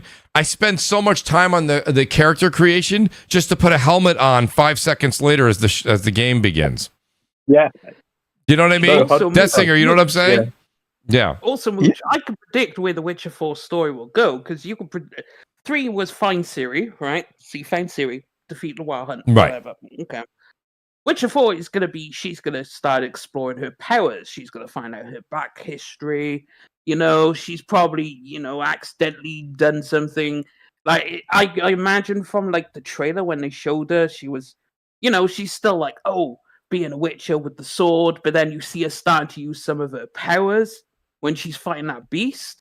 And she's probably like, okay, she's starting to come into it. And that'll be just here's how Ciri is going to develop in the future games, and then start her trilogy or something where, you know, she'll eventually unlock her powers. So I think this will just be absolutely. And the only people who didn't like it are those people who go, oh, this is woke because it has a female. And it's like, see, I know you either didn't play the Witcher games or you're just full of shit, because you would understand why Ciri should be the main character. Well, it's the same thing like people saying I'm not going to get a Switch 2, and then tomorrow they're going to be in line. So, I mean, I think that even those people say they're not going to play, I guarantee you they're going to play Witcher 4. Yeah, and the funny thing is, it's not like, even in the original trailer, because I know some people are like, oh, they made Ciri ugly. I had a tweet about it, how I think a lot of the less flattering sort of angles was down to the wide angle lens that they were using. I used to do video production before, and, you know, it's a very wide angle and they get quite close, which always ends up warping faces and stuff. But she's still, even in that trailer, you can see when it's wide angle, distant shots, and she's in the center focal point, that, you know, Ciri is a very attractive character. Mm-hmm. And yes, she's older now, but she's still, and it's like, come on, like, okay, you're complaining about a female main character, but it's not like she's an ugly one. You know, she's, in terms of body proportions and ideal, you know, whatever, builds and slenderness and all the rest, like, she's what a lot of guys adhere to. So what are you complaining about? Like, oh no, I have to stare at a fit woman for so many hours. Whatever will I do? How dare you do that to me? Breaking news too. Geoff Keighley just reported. Let me see here. Let me just have it here for you guys. I'll read it directly. Black Myth Wukong is coming to Xbox Series X on August 20th. They're finally getting it a year later. Hey, there it is. There we go. Finally, they got. Yeah. Well, a year after. Did you say? I believe it's a year. Okay. I can. Let me take a look real quick here. I'm actually surprised. I thought it would be sooner. Well, yeah, I think a lot of people did. Let's see here. Release date.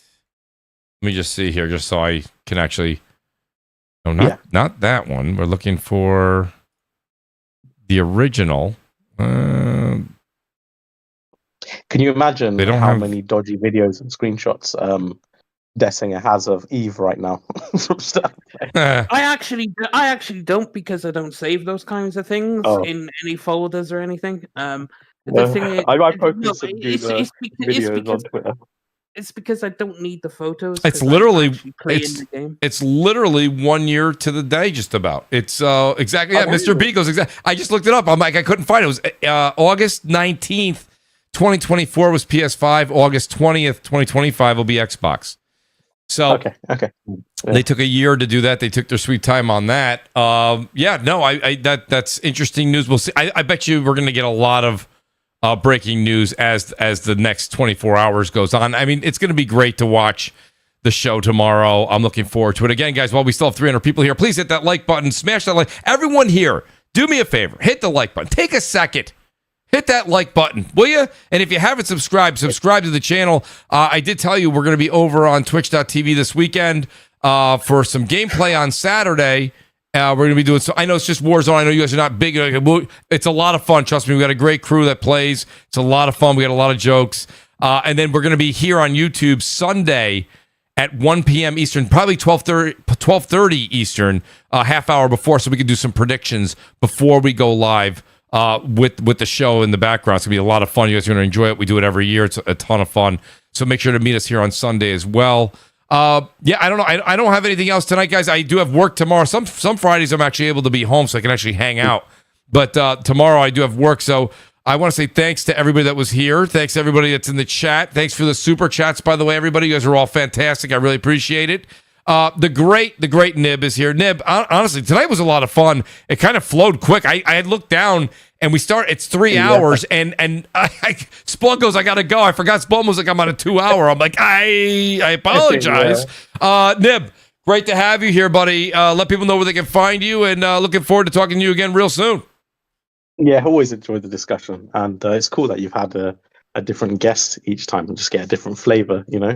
Yes. With I forgot his surname now, but with the game industry biz guy the other day, a bit more of a financial and database kind of conversation. Today with the Switch, it's interesting. Like, I feel like I learned a lot as well. Well, that's what it's all about. That's the one thing that kind of CrossFire over the past 10 years has metamorphosized into is I do like to have, I really do. I got to say, I want to tip my cap and say, I really appreciate you. I appreciate Death Singer. I appreciate Brap. Wise pops in on the occasion and becoming more and more regular. You guys are fantastic, and then what's really fun is to bring some people from the community. Then we, like you say, sometimes we have David Faulkner on who does accounting. Then we had Daniel on last week that did GameIndustry.biz. This week we have Spawn Wave. Next week is going to be RGT85. Which is great because then after a week of using the Switch 2, we're going to get a whole nother take of how the system's working, some of the pros, the cons. We'll talk about that. I already talked to Sean. He'll be here next week. And I think that's what makes the show interesting, Nib. I've always liked to have a different dynamic. I mean, I don't want to have a closed circle. I like that Death Singer says, Mooch, I don't agree with that. I want to tell you why. Yeah, I do as well, to be honest. I enjoy that. I know we go at each other all the time, but genuinely, I find it much more interesting that he has an opposing opinion. I do too. And a different preferences of games. Like, I genuinely, it's fun to. Nib will be right back. Yeah, he will. Yeah, sorry. But the fact that he likes, strategy games and RPGs or whatever, and there's something like Civilization, he'd be so excited for that a lot of us wouldn't. That's the good thing as well. And I know he gets some hate in the comments and stuff, but it's cool for, even though I didn't necessarily agree with your take on the PlayStation, state of play. It's the thing. People don't get. It's back in the day, when it was PlayStation 1 versus N64, I was the kid in the playground arguing the PlayStation 1 was better than the N64, right? I was on the PlayStation side. PlayStation 2, God tier console. But then it's PlayStation 3, they kind of lost me. But that was because Xbox came out and Xbox released the first Halo. And then they had Knights of the Old Republic and they had Morrowind. And I was taken to a completely different stratosphere. But then Xbox lost its way, and I found my way back to. But the thing is, it's judging from what I like, PlayStation first party currently is not making the kind of genre of games I like. So of course I wouldn't gravitate to that scenario. Third party and second party are making the games I like, but their first party is not. Even Nintendo has some first party games and naturally I'm gonna gravitate to what I want to play, not what people think I should play. Because at the end of the day, I'm the one playing the game. You're not playing the game. So I'm gonna. But let me ask you this though: have you considered stepping outside of your, sort of like forte or your preference window? That's a good question. Yeah. Well, the thing is, like, my gaming habits have changed a lot. Like, I think 360, I was all about shooters, racing games, and sports games, right? Sure, there was RPG love, but it wasn't as much as I love them now, and RTS games. And see, I dropped more of my love for the shooter and racing genre and replaced it with RTS and RPG as the main genre. So as time's gone on, I've evolved in my taste. Now, I still step out of it. It's like a lot of people will say, State of Decay. Like, I absolutely adore State of Decay 2. A lot of people tell you it's trash. No one likes it. Like, that's stepping outside the box because that's like a simulation, survival, management game. Sure, it's got action, but, it's the day-to-day having to go around and collect. That's another genre I like, is like survival, that kind of thing, like think Rust, that kind of thing. So it's like, over time, everything has changed and certain genres have dropped off. Like MMO, like I was really big in Elder Scrolls Online in the Xbox One gen. And then it went to Final Fantasy 14. Before that, it was World of Warcraft. But now these games have dropped off my repertoire.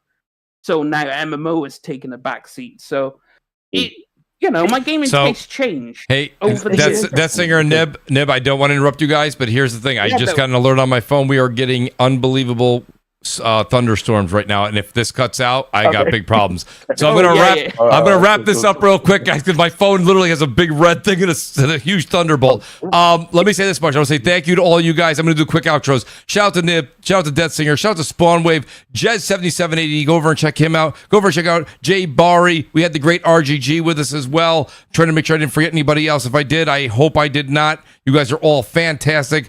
Love everyone out there. Please hit the like button on the way out. We'll see you guys Sunday at 1 p.m. Eastern, maybe even 12:30. Get here a little bit earlier and go over and follow on twitch.tv. It's Mooch TV, M00CHTV everywhere. Guys, thank you so much. I'm cutting it short because I hope I don't lose power. We'll catch you guys next week, 7 p.m. Eastern. Go play some games. We'll talk soon. Peace out and good night. Okay. Take care, gents. Take care.